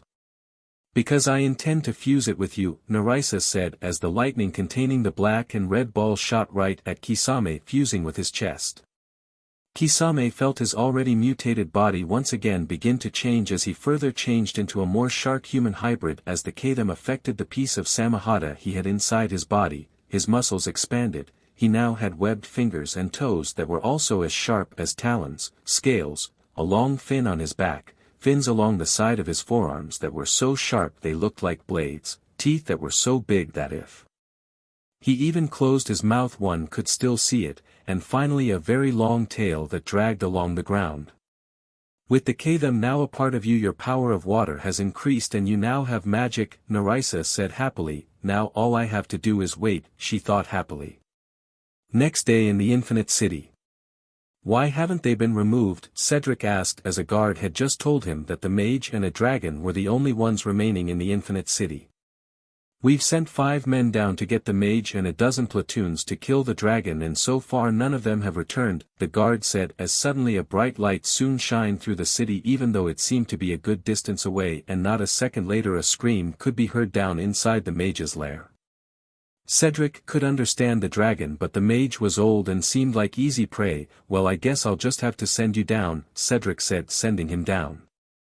The guard slowly went down the stairs slightly trembling in fear, and when he made it to the bottom of the stairs he saw lanterns that were given to each of the guards that went down, and upon further inspection he could see small pools of blood and severed limbs, making him want to vomit in disgust. But before he could run back up the stairs, in his way was a grayish-blue creature which stared at him as if he were prey, and before another second passed the creature ended his life. Naruto's house. Where are you going? Will asked, already knowing the answer as she saw Naruto pack up a lot of weapons and supplies, sealing them away. You know where, Naruto said emotionlessly. Naruto, please don't fight Phobos alone, Will said, knowing that this was some kind of rescue revenge kinda plan. I'm not gonna fight Phobos, probably, Naruto said, not knowing what he'd do when he came face to face with the prince. Will was afraid of what might happen if Naruto did something he'd regret. Please just don't go over the edge, Naruto. I don't know what I'd do if I lost you, she said right before she walked up to him and hugged him from behind. Please come back to me, she said, almost pleading him. I promise, Naruto said as he went to his backyard where he saw dozens upon dozens of tents full of rebels. I really should have thought this through, he thought, as it was a miracle they all hadn't been caught with how many people are here. Naruto. Caleb said, calling out to him. Have you come up with a plan yet? Naruto asked as Caleb had been trying to come up with a plan to invade the castle. Not yet, Caleb said, as there were still rebels stuck in Meridian, either in its vast forests or trapped in Phobos prison. Well, come on, you and me got recon to do, Naruto said, as last night when they got to his home they would try the next day to find any weaknesses in Phobos Castle. Later at Phobos Castle. What the F is that? Naruto said as he and Caleb ran on water along with Blunk on Caleb's back from a giant eel-like fish. I don't know, it just lives around the castle, Caleb said as they made it to the entrance of an old tunnel underneath the castle which was blocked off by metal bars. Help me lift that, thing's getting closer, Naruto said as they bent down to lift up the bars. Hurry. Blunk said as the creature was only feet away. Go go go. Naruto said, holding the bars up so Caleb and Blunk could slide under, and the moment they made it he maneuvered himself so he could drop it and still be on the other side, and not a second later the creature rammed into the bars making a loud clang sound. Who that was close, he said, glad that he got out of the way. By the way, how'd you know about this? He asked as he wondered what this was and how Caleb found it. From a map B stole for the rebellion, Caleb said, being careful by what he said as he knew of B's situation. Naruto took a deep breath and exhaled, calming himself, and just started walking away, and as they walked they passed by a catapult and saw many different passages. He saw this and knew what this situation called for, so he focused his magic and chakra and simply made clones appear out of thin air. Looks like my training in making shadow clones with both chakra and magic and no hand signs paid off, he thought, as ever since his date with Elian he had been working on ways for it to match his amount with just chakra and hand signs. How long do you think it's gonna take? Caleb asked, leaning against a wall. Depends on how many freaking hallways there are, Naruto said, knowing someone built this as either an escape route if the castle was ever invaded or a secret way into the castle. I'm sorry, Caleb said, getting a quizful look from Naruto. About what? Naruto asked, knowing Caleb had a lot he could be apologizing for a lot. You know about B, Caleb said, knowing it was HRD on him since B got captured. It's okay, we're gonna free him, we're gonna free everyone, Naruto said, not wanting to lose sight of what was important by focusing solely on B. Yeah, you're right, Caleb said, and suddenly they heard a bell ringing. We've been found out, he said in surprise. How? We have Blunk right here, Naruto said as the Pauling was currently swimming in the murky water. Are there any rebels trying to attack? He asked, knowing people who had little to lose did really stupid things. No, everyone who got away went deep into the woods. It's only been a day. I highly doubt anyone's that insane, Caleb said, a little worried if they were found out. OSHT, Naruto said as he had a realization. Phobos has flowers that lets him know about stuff. Does he have anything else like that? He said, looking at the walls, thinking about the old saying about walls having ears. Phobos throne room. And you're sure you saw him? Phobos said as he seemed even more monstrous as he now had fang-like teeth, his hands were now black claws with scales, his hair seemed wild and untamed, and one of his eyes shined a bright red-violet color. "Why yes my prince," Miranda said bowing down as even though he sat in his throne she could feel a miasma inside the throne room suffocating her by its sheer presence. Phobos started laughing sounding both darkly and hysterically. "This is perfect, send as many guards as you can to the tunnels," he said as Miranda quickly left trying to get as far away as possible. In B's cell.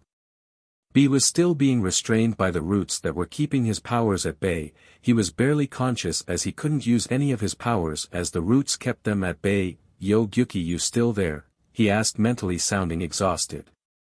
"I'm here," B Gyuki said mentally very tired. "I'm gonna kill that prince, I don't even know how he's even alive," he said mentally as he was confused to no end how Phobos was alive after siphoning all his chakra as it was toxic to anyone who wasn't a Jinchuriki since a tailed beast's raw potent chakra acted like an acidic poison, but he was curious by how monstrous Phobos became with his chakra.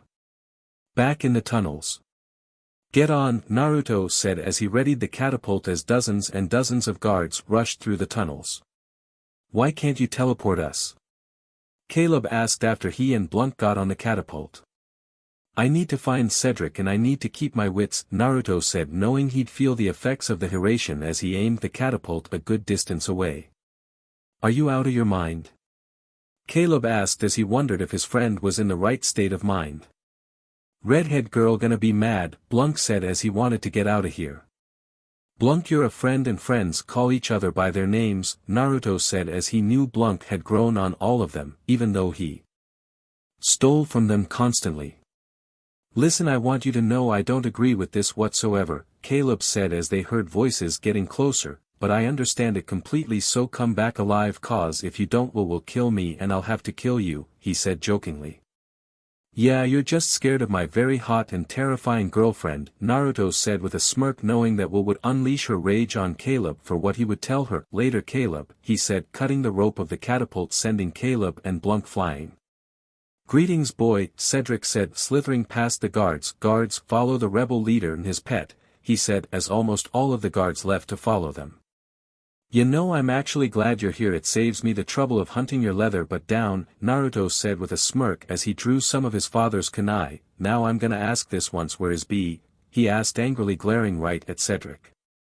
Cedric laughed a little, worried for that pathetic excuse you call a brother, he said as Naruto started gripping the handle to his father's kunai even tighter. "It's his own fault for joining the rebels just as it will be yours," he said laughing even more. Time seemed to slow down as Naruto dropped both of his father's kunai and dashed right at Cedric with a Rasengan in his right hand, and when he got close to Cedric he shoved it into his face breaking all his teeth as he was sent through a wall taking them both outside. "You're gonna die today," Naruto said standing on top of the water as Cedric swam up making it so the top half of his body was up above the water, but he could have been in better condition as he was currently bleeding profusely from his mouth due to all his teeth being broken. "And you know what? Maybe I'll go after your little spider bee girlfriend cause it'll save me some time cause your girlfriend has probably done as much evil as you," he said goading Cedric knowing he'd take the bait. "Die!" Cedric yelled swimming right at Naruto with the intent to kill. "Perfect," Naruto said jumping up as just behind him was the eel creature he and Caleb tried to avoid jumped right at his back, but since Naruto wasn't in between Cedric and the eel were now on a direct collision course with each other. Cedric panicked as he knew how dangerous the creature could be as it was for that reason why it lived around the castle, so he did his best to maneuver himself out of the way but still got some slashes around his body. Naruto glares at the eel with a massive amount of killing intent making it run away in fear. He then ran over to Cedric as he tried to swim toward land so he could tend to his wounds, but Naruto had other plans as he ran toward Cedric taking out some shuriken connected by some ninja wire and threw it around Cedric wrapping it around him just as he reached land. Cedric used as much strength as possible to try and break the metal wire but as hard as he tried he couldn't seem to break it. "That is pure reinforced chakra metal," Naruto said walking up to him. "I knew the regular stuff wouldn't work so I had to improvise," he said getting close to Cedric. Cedric saw an opportunity and tried to use his tail to strike Naruto, but Naruto grabbed it used his chakra-enhanced strength to pin it down then took out some kunai stabbing Cedric's tail making him bleed heavily. "You!" Cedric said painfully trying to free himself. "Shut up!" Naruto said, grabbing an end of the ninja wire around Cedric and channeled some lightning chakra through it, giving Cedric a massive shock. Naruto's eyes changed into his Rinnegan and continued to glare at Cedric. "Before this is all over you'll be begging to tell me where B is," he said, igniting his hand on fire, bringing it closer to his wounds. Later in the city. "I can't believe you left," not only Blanc but Naruto. Will said as she and the others ran toward a portal. "Oh, I'm sorry, Phobos soldiers didn't give me much of a choice," Caleb said as he didn't want to abandon either of them. "Listen, we don't have time, we gotta go save them," Terene said as this was a serious situation and she didn't want to panic, so she shoved all her fears aside. "She's right, you guys," Lin said, not wanting to waste time arguing when they had friends to save. The girls saw the portal and transformed before jumping and landing into a battlefield full of bloodied bodies, spikes, and broken weapons.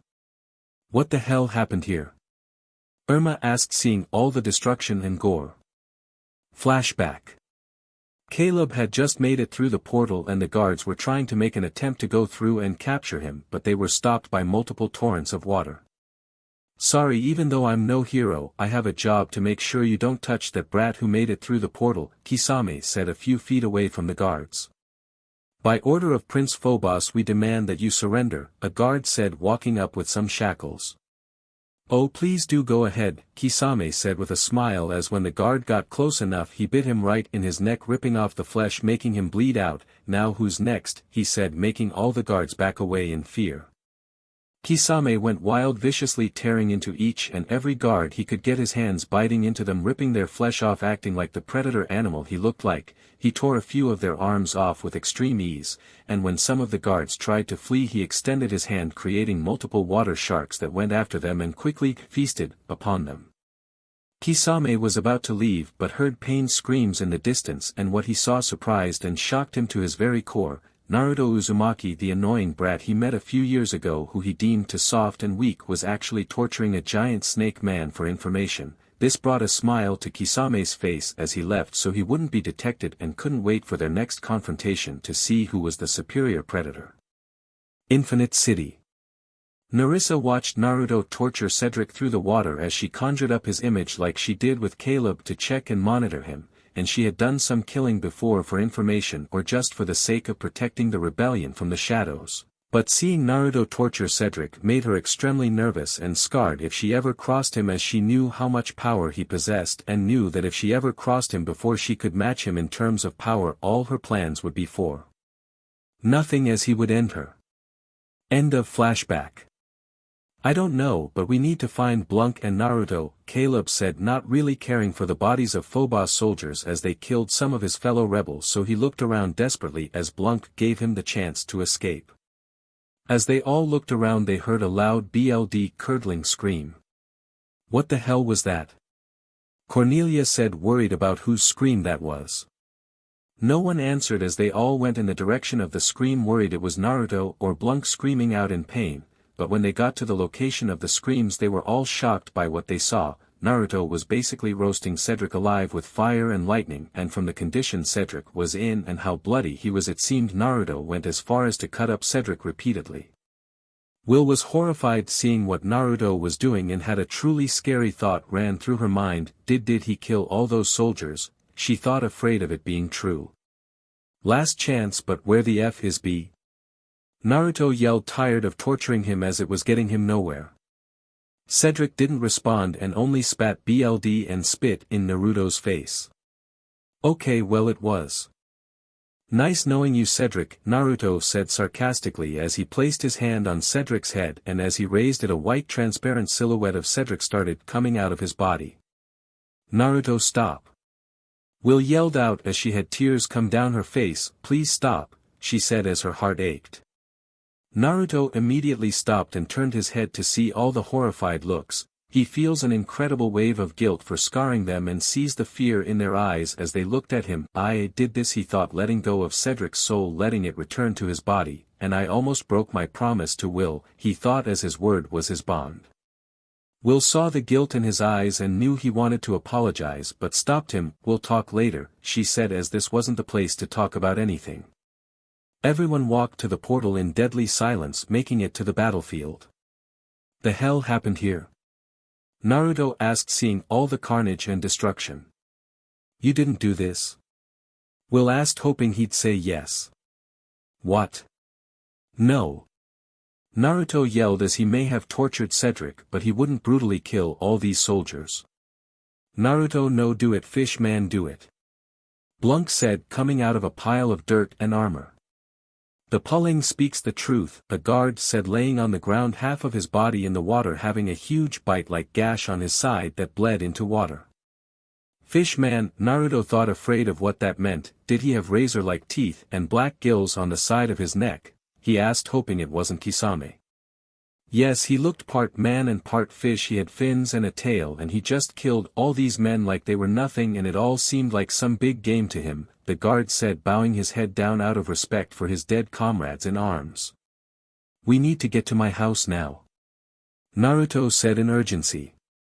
Please take me with you. Phobos' cure for wounded soldiers is worse than the wound itself, the guard asked, practically begging.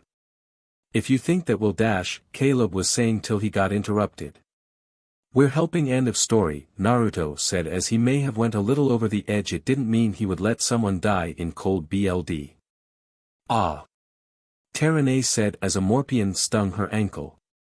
You have got to be F with me, Naruto thought as he remembered that these were morpions from when they were trapped in the painting. Okay, enough of this, everybody grab someone, he said, not wanting to waste more time. Later at his house. Naruto basically barged into his house as the others followed behind him. Even though they had to put the guard and Terane down, they soon followed after him and soon saw him walk to B's room, and when they saw him enter they peeked through the door to see him holding a huge bandaged sword. He doesn't have it, he said, almost sounding confused. What's with the big sword? Irma asked him bluntly. The man who attacked the guard and killed all the others is from my world. This sword used to belong to him until B took it, Naruto said as B told him the story on how he got Kisame's sword, and from how the guard described him it sounded like he crossed the veil and got it back, he said as B explained after Kisame's mutation when they went to Meridian together that Kisame could fuse with Samahata. But why's it here? I thought B always carried it around with him, Caleb asked, always seeing B carry that sword with him. B and I talked it over and decided to leave the sword here in this world to avoid Kisame getting his hands on it, but from his new description it seems he's fully transformed, Naruto said, not liking that idea or what caused him to change, as it might have been something magical, meaning Kisame may now have magic. So can you explain to us who this Kisame guy is? Hey Lin asked curiously as Naruto made it sound. He's a dangerous criminal with enough chakra to match B and I separately. He's also part of a terrorist group to capture the tailed beasts that are inside both of us, Naruto said as he did not miss that part of his life. Geez, seriously man, what the hell wasn't messed up with your life? Irma asked, because each and every time they learned something about Naruto's past it seemed like they just got punched in the face from how painful it was to hear about Naruto's past.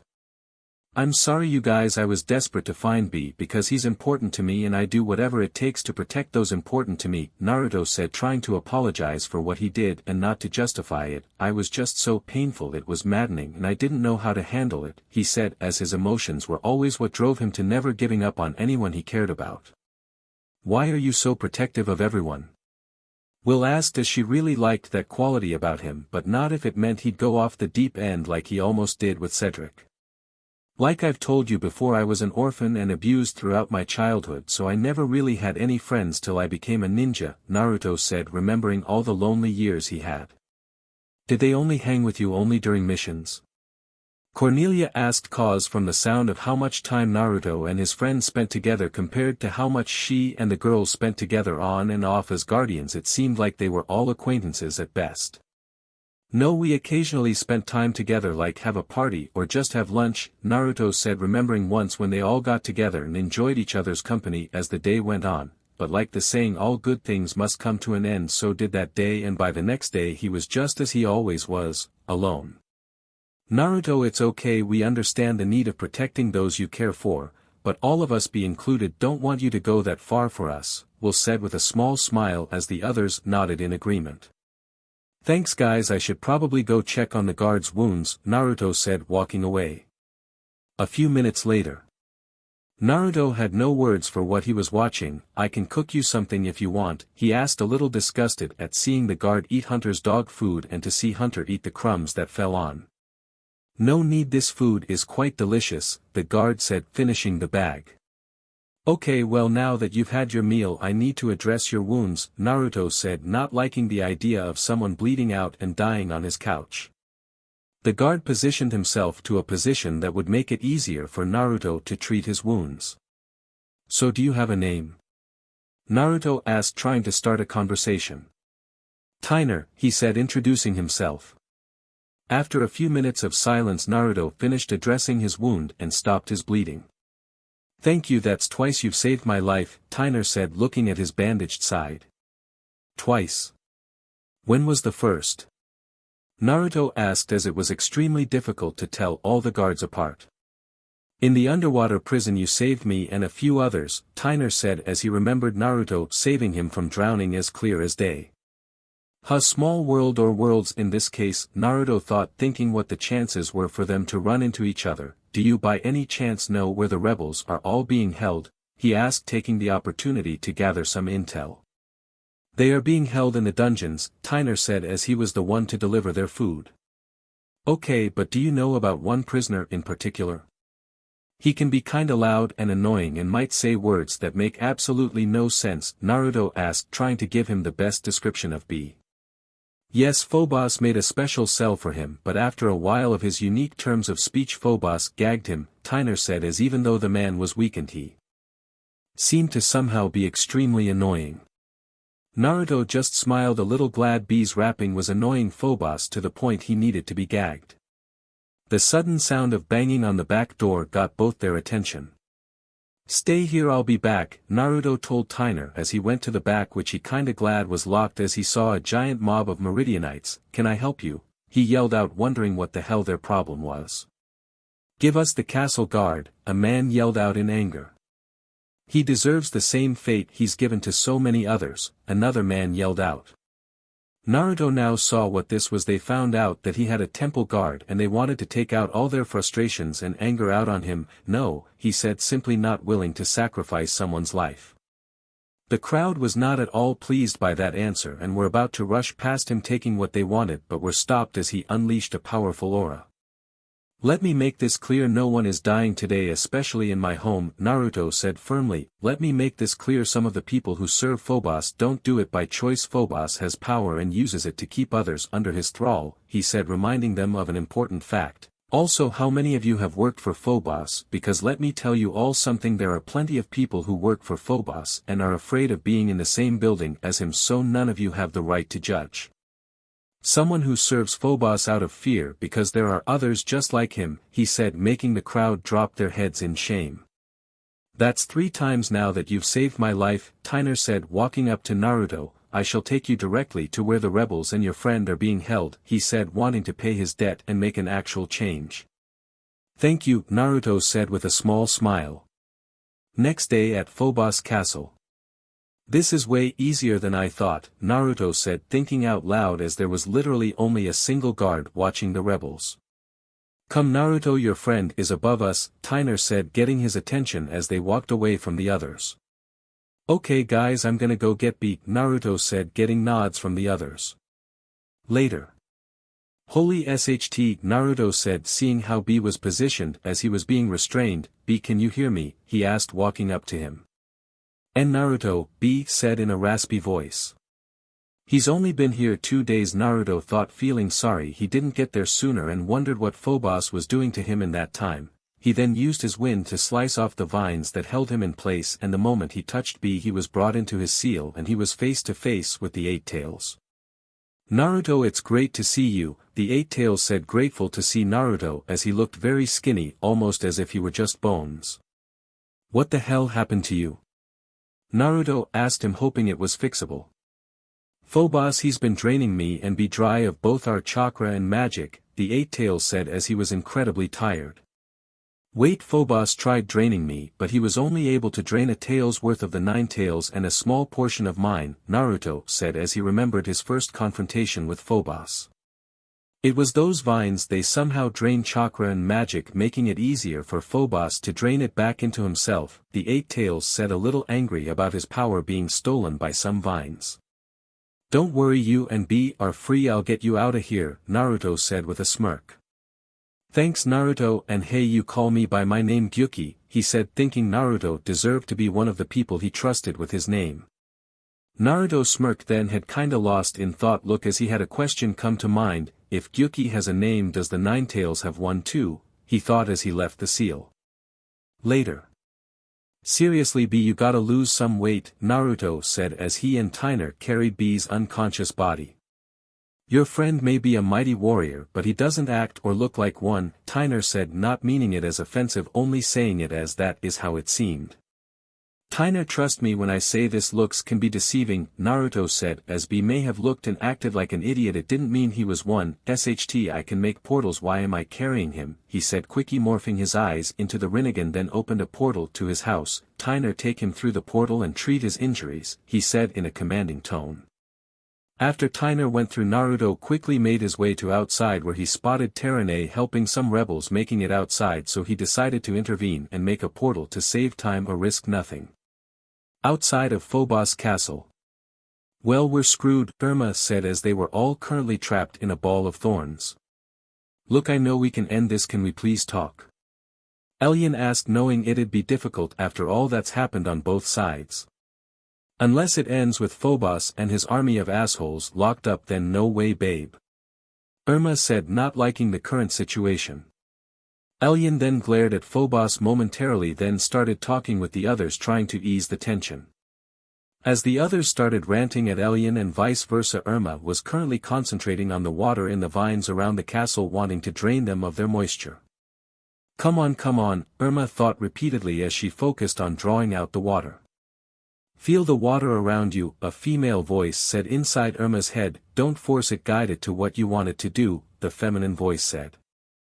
Who was that? Irma thought before she did what the voice said and began to dig down deep within herself, not only draining the water from the vines but also all the water around the castle, and soon broke them all out of their containment. Infinite City.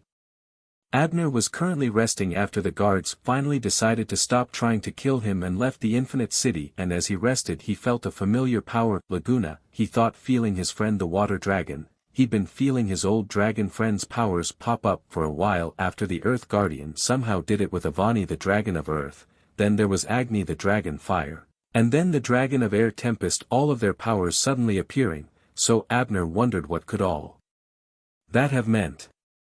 In the distance from Phobos Castle. She heard her, the nymph mentally said, happy of what that meant. These girls are becoming true guardians, she thought happily, and it's all thanks to you, Naruto, she thought before disappearing. Phobos Castle. Yo girls! Naruto yelled, getting their attention as he sent the last of the rebels through his portal. The rebels escaped. Phobos yelled out angrily until he realized that Elian was there and she was glaring at him angrily. Let's go, girls. Will said as she and the others flew to the portal. Irma created a wall of water and sent multiple blasts of water as hard as she could as a distraction for them to get away. Later at Naruto's house. Everyone was currently relaxing at Naruto's after their successful rescue. Naruto was currently sitting on the couch in deep thought, petting Hunter, who seemed to be asleep but was letting out joyful growls from his owner's touch. Guys, I want to say I'm sorry about what happened with Cedric, he said, still feeling a little ashamed. It's fine, Caleb said as when he saw what Naruto did to Cedric he felt like karma finally came to give Cedric what he deserved for all the pain he caused others, and just remembering it brought a smile to his face.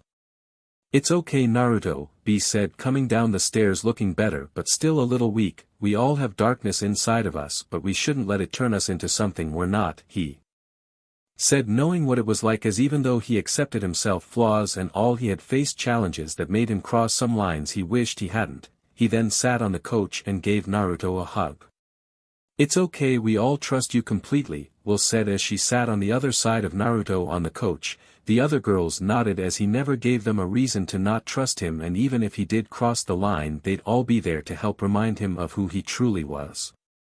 Phobos Castle. Elian, I told you I'm sorry, Phobos said, hating every time he had to apologize. I told you to free the rebels, Elian said, not even bothering to look at her brother as she looked out through the balcony in her room. I was going to free them after your coronation, Phobos said, thinking quickly, just to make sure you were safe, he said, hoping his lie would work. If I find out you attacked the rebels, until then you and me will have a serious problem, Elian said with a glare. Phobos left, and when he far enough his demonic features came out. I can't wait till she's a black rose, then I'll burn it for all the humiliation I had to endure, he thought as his eye shined its red-violet color. Silver Dragon. I can't believe you got B to stay home, Hey Lin said, not understanding how Naruto got someone as equally as stubborn as him to stay home. Don't worry, I got someone watching him, Naruto said with a smirk, trying to suppress some giggles. Naruto's house. B was currently staring down the person who was keeping him trapped in the house. Hunter was glaring at B with intensity as his owner told him to keep B at home and was promised to be rewarded with a treat when he got home. Back at the Silver Dragon. Oh man, that's priceless. Irma said, laughing as she grabbed her sides. That's adorable. Hey Lin said, thinking it was both cute and funny. You gonna train him? Cornelia asks curiously. He's pretty smart as it is, Terene said, pointing out Hunter's already incredible intelligence and didn't see any real need for training. Yep, he's pretty smart, Naruto said, impressed by how smart the young husky was. Well, most dogs take after their owners, Will said, giving Naruto a compliment. Does that mean he's addicted to ramen too? Caleb asked, making all the girls laugh and Naruto to blush in both embarrassment and anger. Even the Ninetales laughed at this. In the distance a small creature was watching Will with very ill intent. Later. So you got any tips? Caleb asked as he and Will were talking about training tips for him to use in his lightning training. Try holding a spark between your fingertips, Will said, as it was quite possibly the easiest way to train even if it was the slowest.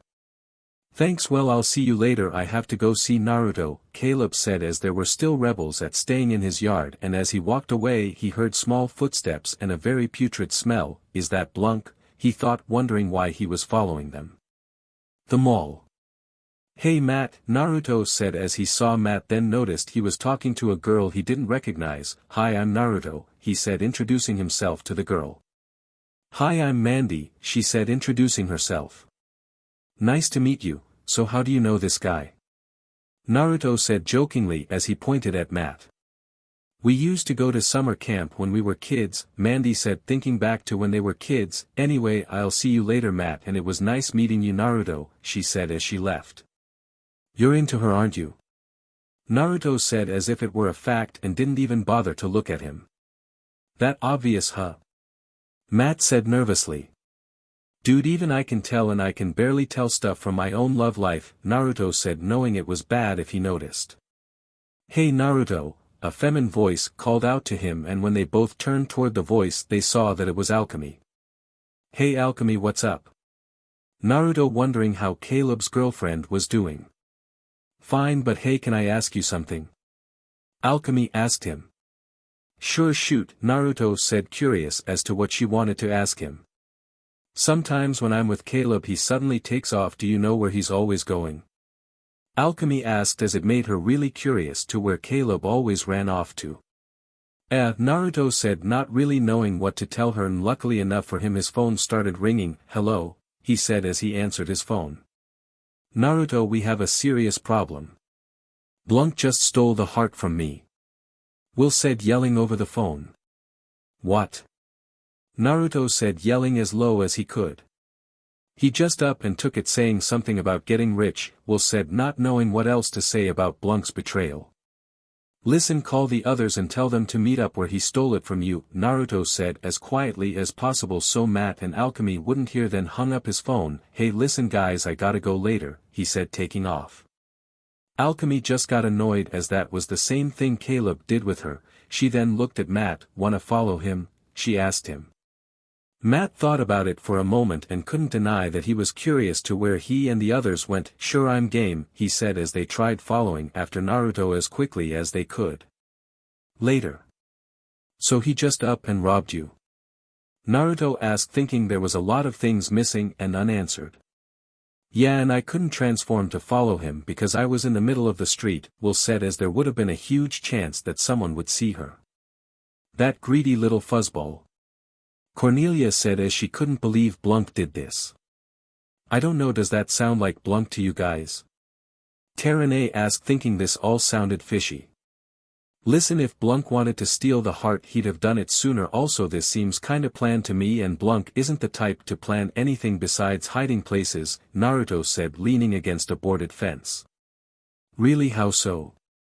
Hey Lin asked as not a second later Caleb came back. Because of the portal on the other side, Caleb said, glad that Naruto had him check. Yeah, so let's go, Naruto said, tilting a wood plank to enter someone's backyard to enter the portal. As they all went through the portal, Matt and Alchemy soon came and saw the portal. Whoa, they both said as they saw the portal. They both looked at each other, then back at the portal, and then ran right into it, both clearly not thinking straight. A little earlier in Meridian. What do you mean you can't transform? Caleb said, almost yelling. We just can't, Hey Lin said, not understanding what was wrong. It might be because you guys are too far from the heart. You may be able to transform on your own, but you may need to be close to the heart for you to be able to do it, Naruto said, as that was the only theory that seemed to make sense. Well, we'll need to dash, Caleb was saying until he was interrupted by the sound of screaming. Ah! Alchemy and Matt yelled as they slid down the hill. OCRP, they all thought, seeing Alchemy and Matt slide down the hill.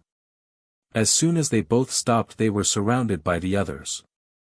Your girlfriend has been worried for you, maybe you should tell her the truth, it would be better to hear it from you than someone else, Naruto said, thinking Alchemy had the right to know. A few minutes. After Alchemy's and Matt's initial shock, everyone soon followed after the trail. Blunk left.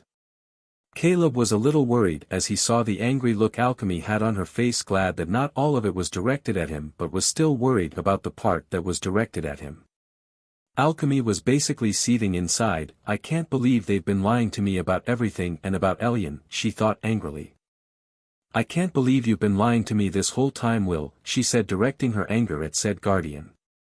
Listen, Alchemy, we couldn't tell you for a long list of reasons, one of them being this is all very hard to believe, Will said, knowing if anyone heard about any of this without seeing it would think that it was all just nonsense and crazy. She's right, and we'll explain everything later, because right now the fate of this world and ours are at stake, so just be patient, Naruto said as they walked. Can't you just fly after them? Irma asked, not seeing what his problem was as he had all his powers. It's too cold and the wind is blowing way too hard, I wouldn't be able to fly fast and the wind would make it hard for me to keep my eyes open, Naruto said as he walked, plus whoever stole the heart is close by, he said, knowing that Blunk wasn't a traitor and there was a rancid smell in the air that didn't seem to match Blunk's. Medical ward in Phobos Castle. My dear Cedric, Miranda said in her human form as she helped treat Cedric's injuries, as he was also in human form. Cedric laid down unconscious, his face bruised, one of his eyes were swollen, some broken ribs, cuts along the side of his arms and his torso, and all of his teeth were missing.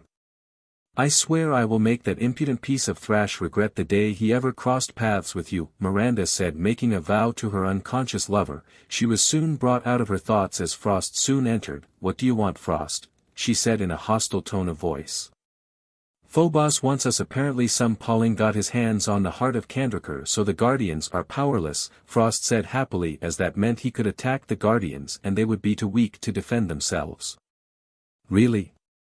Miranda said, licked her lips hungrily as she relished the thought of eating said Pauling, and if he had the heart it meant the Guardians would follow after the Pauling, and that meant the one who did this to her love wouldn't be far behind.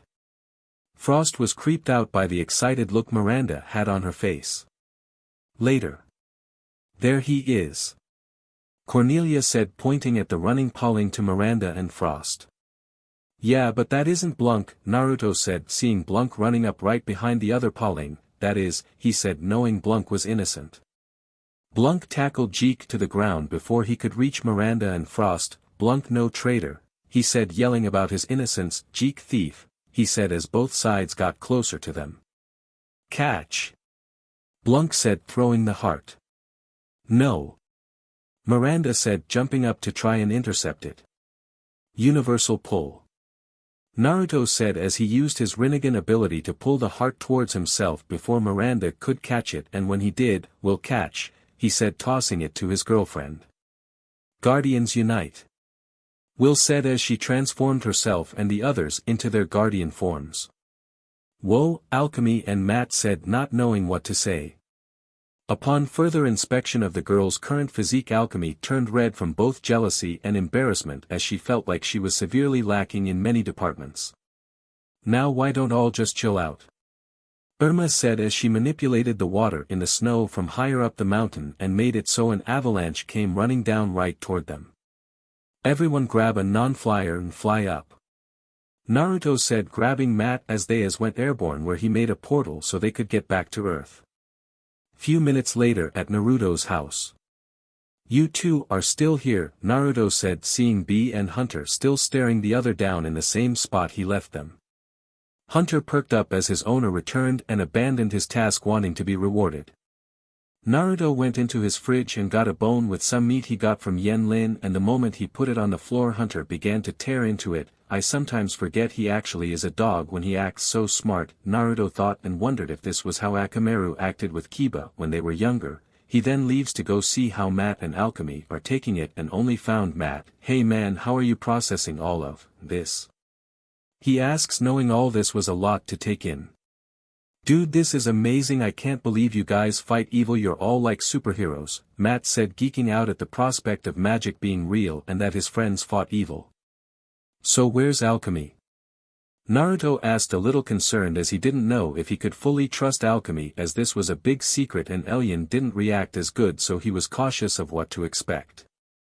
Matt didn't say anything as he pointed to Naruto's patio where Alchemy and Caleb could be seen. With Caleb and Alchemy. I can't believe you didn't tell me you're from a different world, Alchemy said, not knowing how to feel. What was I supposed to say, Alchemy? And would you have believed me? Caleb asked as he was very skeptical that she would have. Alchemy said, not knowing how to respond as he was right. Listen, I'm sorry and I should have told you, Caleb said as he felt a little guilty. Listen, if you want to break up and me to leave Earth, I understand, but please you can't tell anyone about this, he said, knowing the consequences as he learned from Naruto. If this world learned anything about magic or the existence of other worlds, they were screwed. Alchemy walks up to Caleb and wraps him up in a hug. I ain't leaving and your secret's safe with me, just no more lying, okay, she says, wanting no lies. I love you, she said, going atomic red realizing what she just said. Caleb also goes red from what she said, and they just stood there in silence, not knowing what to say to one another. Just kiss already, Naruto said, yelling from on top of his roof, surprising the couple and embarrassing them even more as he began laughing. Alchemy grabbed a potted plant and threw it right at Naruto, hitting him. A few minutes later. Okay everyone, we're on the clock, the coronation is in 2 days, Caleb said as they were running out of time. The hell happened to you? Will asked as Naruto came in with dirt across his face and clothes. Yeah Naruto, what happened? Alchemy asked, acting innocent while sending a glare at Naruto. I fell, Naruto said as simply as possible. Caleb snorts, trying to hold in his laughter. Before Will could question any of this, she gets a call from her mom. Hey mom, what's up? Will asks curiously.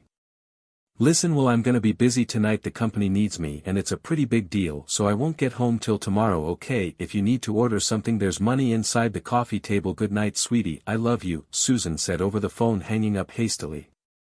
It took Will a moment to process what she had been told by her mother and realized what this meant. Everyone get the hell out, she said, yelling at them. Naruto was confused as to why Will was kicking everyone out. But Caleb was saying till he stopped himself as he saw the murderous gaze Will was giving all of them, a death glare that terrified them all to their very core. What am I, 8? I live here yo. B said, seemingly unafraid of Will, but the response he got was a lightning bolt that hit the side of the wall, which seemed to be scorched right next to his head. Okay, I'm going, he said, avoiding another lightning bolt. Take Hunter with you, Will said, holding the somehow unafraid dog who just seemed to be enjoying the show. B took the dog and ran to his room, not wanting to be struck by lightning, as he was sure the old saying about it wasn't true in this case. "You're all still here. Beat it," Will said as lightning seemingly came out her eyes, scarring her friends off. "Will, what's the prob dash?" Naruto was asking till Will pulled him into a kiss, making him forget what he was gonna ask. The Nine-Tails, who was watching this, decided to voice his opinion. "No. No. No. No. I'm not dealing with more red-headed brats. This brat's mother was enough. I'm not dealing with another or more than that," he said out loud, deciding to do something to avoid that nightmare from coming to pass. Outside Naruto's house. "What the hell was that about?" Terane asked, confused as everyone else. Lin was burning an atomic red color and was slightly panting and rubbing her legs together ever so slightly to not draw attention to herself. "Why do I feel like this?" she thought, not understanding why she was feeling this. "I have to go home later," she said, taking off in a hurry. The others just shrugged and decided to all go their separate ways. Back inside Naruto's house. Naruto and Will basically barged into Naruto's bedroom as they continuously made out, and as they got closer to the bed they started removing each other's clothing till they were in nothing but their underwear. They both stopped making out and started panting as they stared into each other's eyes, both of them seeing how much the other wanted them. "I am so glad I can see," Naruto thought, admiring his girlfriend's body as he couldn't due to him being blind from last time.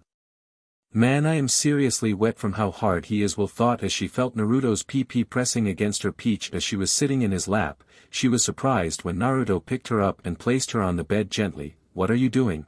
she asked curiously. "Well, I'm just returning the favor," Naruto said as he got above Will's lower waist as slowly and gently removed Will's panty, revealing her smooth and SNSL lower lips, which had only a small patch of red hair. Will didn't do or say anything, but her face turned red in embarrassment out of curiosity of how Naruto thought of her. "Nah. You look amazing, Will," Naruto said as he suddenly brought his mouth down and gave it a gentle and slow lick, tasting his girlfriend's juices. Will slightly as her boyfriend liked her repeatedly. "Man, is this what he felt like when I teased him?" she thought, as it was both pleasurable and torturous.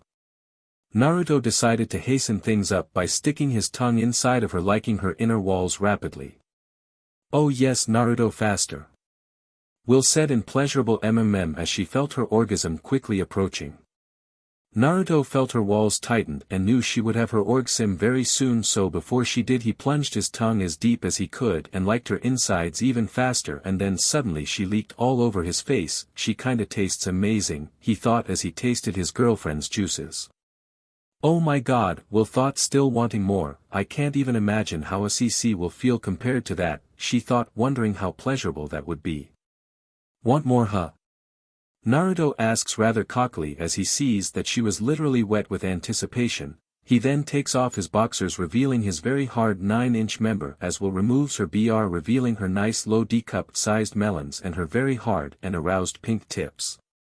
Naruto stared at her lovely chest, admiring it for a few moments before he regained his bearings and pulled Will into a kiss, which was even hotter given their state of attire. "I'm so very glad I read Pervy Sage's books," he thought, kinda glad his MSTR's books were so XPLCT, so he got into the most basic and easy position for SEC. So as he got on top of Will, he noticed that she was looking away in embarrassment. "It's okay, Will, we can stop right now if you're not ready," he said, knowing this was a very important moment for many women. "No," Will said, almost yelling. "It's just I know this is gonna hurt a little," she said, knowing that when they started her hymen would break, and she was told it was a little painful. "But go ahead, I'm ready," she said, while thinking, "I hope I am," she thought. "Okay, just tell me when to stop," Naruto said as he slowly entered his girlfriend, and when he felt his PP hit something he stopped and grabbed one of Will's hands. "Point of no return," he thought before penetrating her barrier. Will thought repeatedly as she felt the pain of her broken men. Naruto gently kisses her forehead. "It's okay," he said to her, hoping to ease her pain. After a few moments Will's pain began to fade, so she wrapped her arms around Naruto. "I've waited for this for a while," she said, basically giving him the green light as she pulled him into a kiss. After the kiss, Naruto started to slowly move into Will, easing her into it. Will began to after each move, faster, she said as she wanting more. Naruto did as she requested and hastened his pace thrusting into her, making her even louder.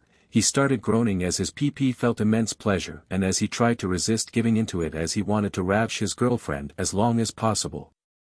Will continued to want more from her boyfriend, so she wrapped her legs around his waist. Naruto, I want you to give me your best, please stop holding back, she said in between her pants and as she knew Naruto was holding back so he wouldn't hurt her, but she didn't care, she wanted him to give her his best.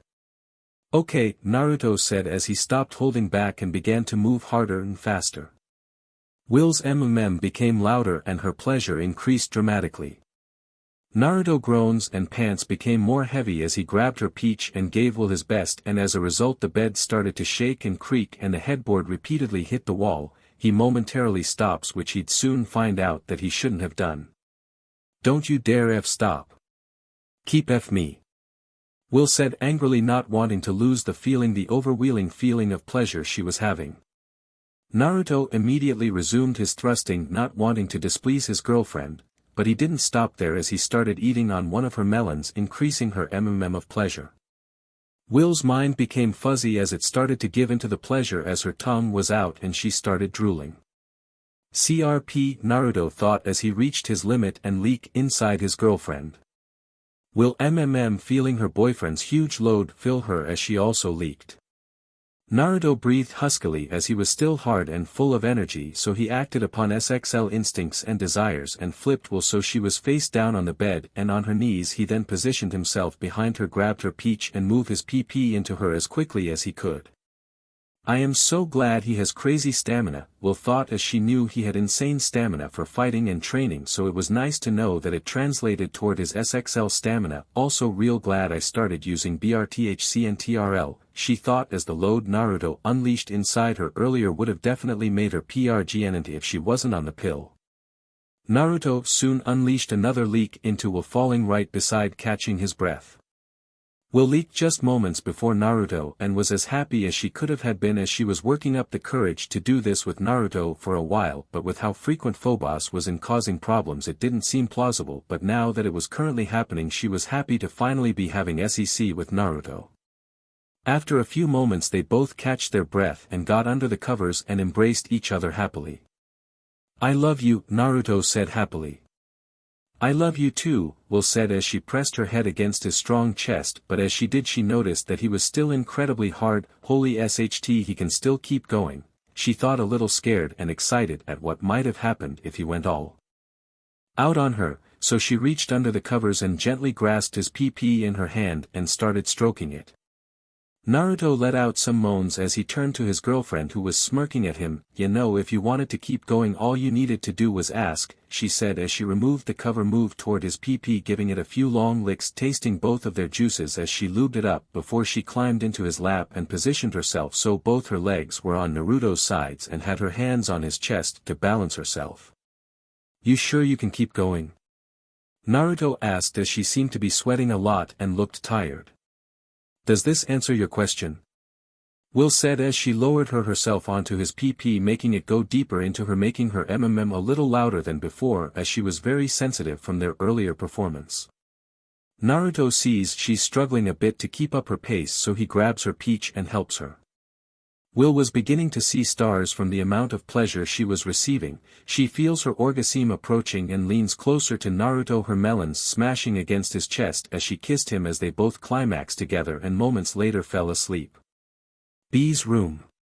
B currently had his eyes wide open as he rested on his bed as he had heard everything that had happened. I seriously need my own place, he thought, as it was very tortuous to listen to what had transpired, and what made it worse was Gyuki had locked him out of the seal as he didn't want to listen to this, leaving B to suffer alone.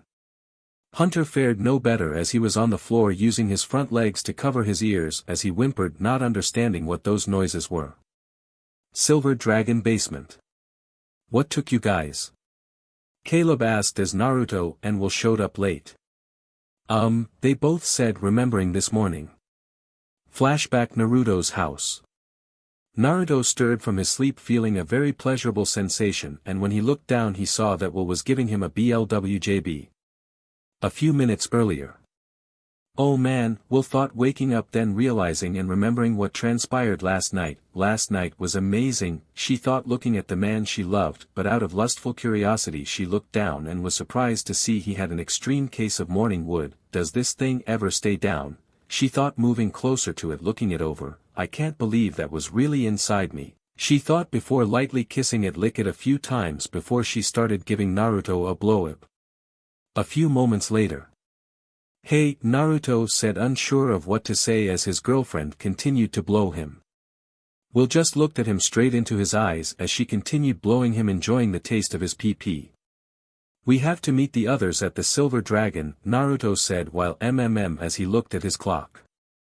Will stopped eating and took her mouth off his pee-pee. Guess we'll have to hurry then, she said, giving his pee-pee long quick licks after every word. She then wrapped her melons around it, smothering it as she gave him a melon's job, but since his pee-pee was so big the top part of it was still showing, so she took the opportunity and ate the tip. Man, I'm gonna leak, Naruto thought, unleashing his load all over Will's face and melons. As Will enjoyed the feeling of his juices all over her, she had a thought, man, his stamina is insane, hope I can keep up, she thought, right before they both realized if they didn't hurry they'd be late. So alright folks, that's all for today. Stay tuned for part 11. Do subscribe, like and share for more such videos. Also check out the story in author's pyrohelixdrago, KFB Anime 87 on fanfiction.net. Press the bell icon to be notified first on release. See you in the next video. Till then, goodbye.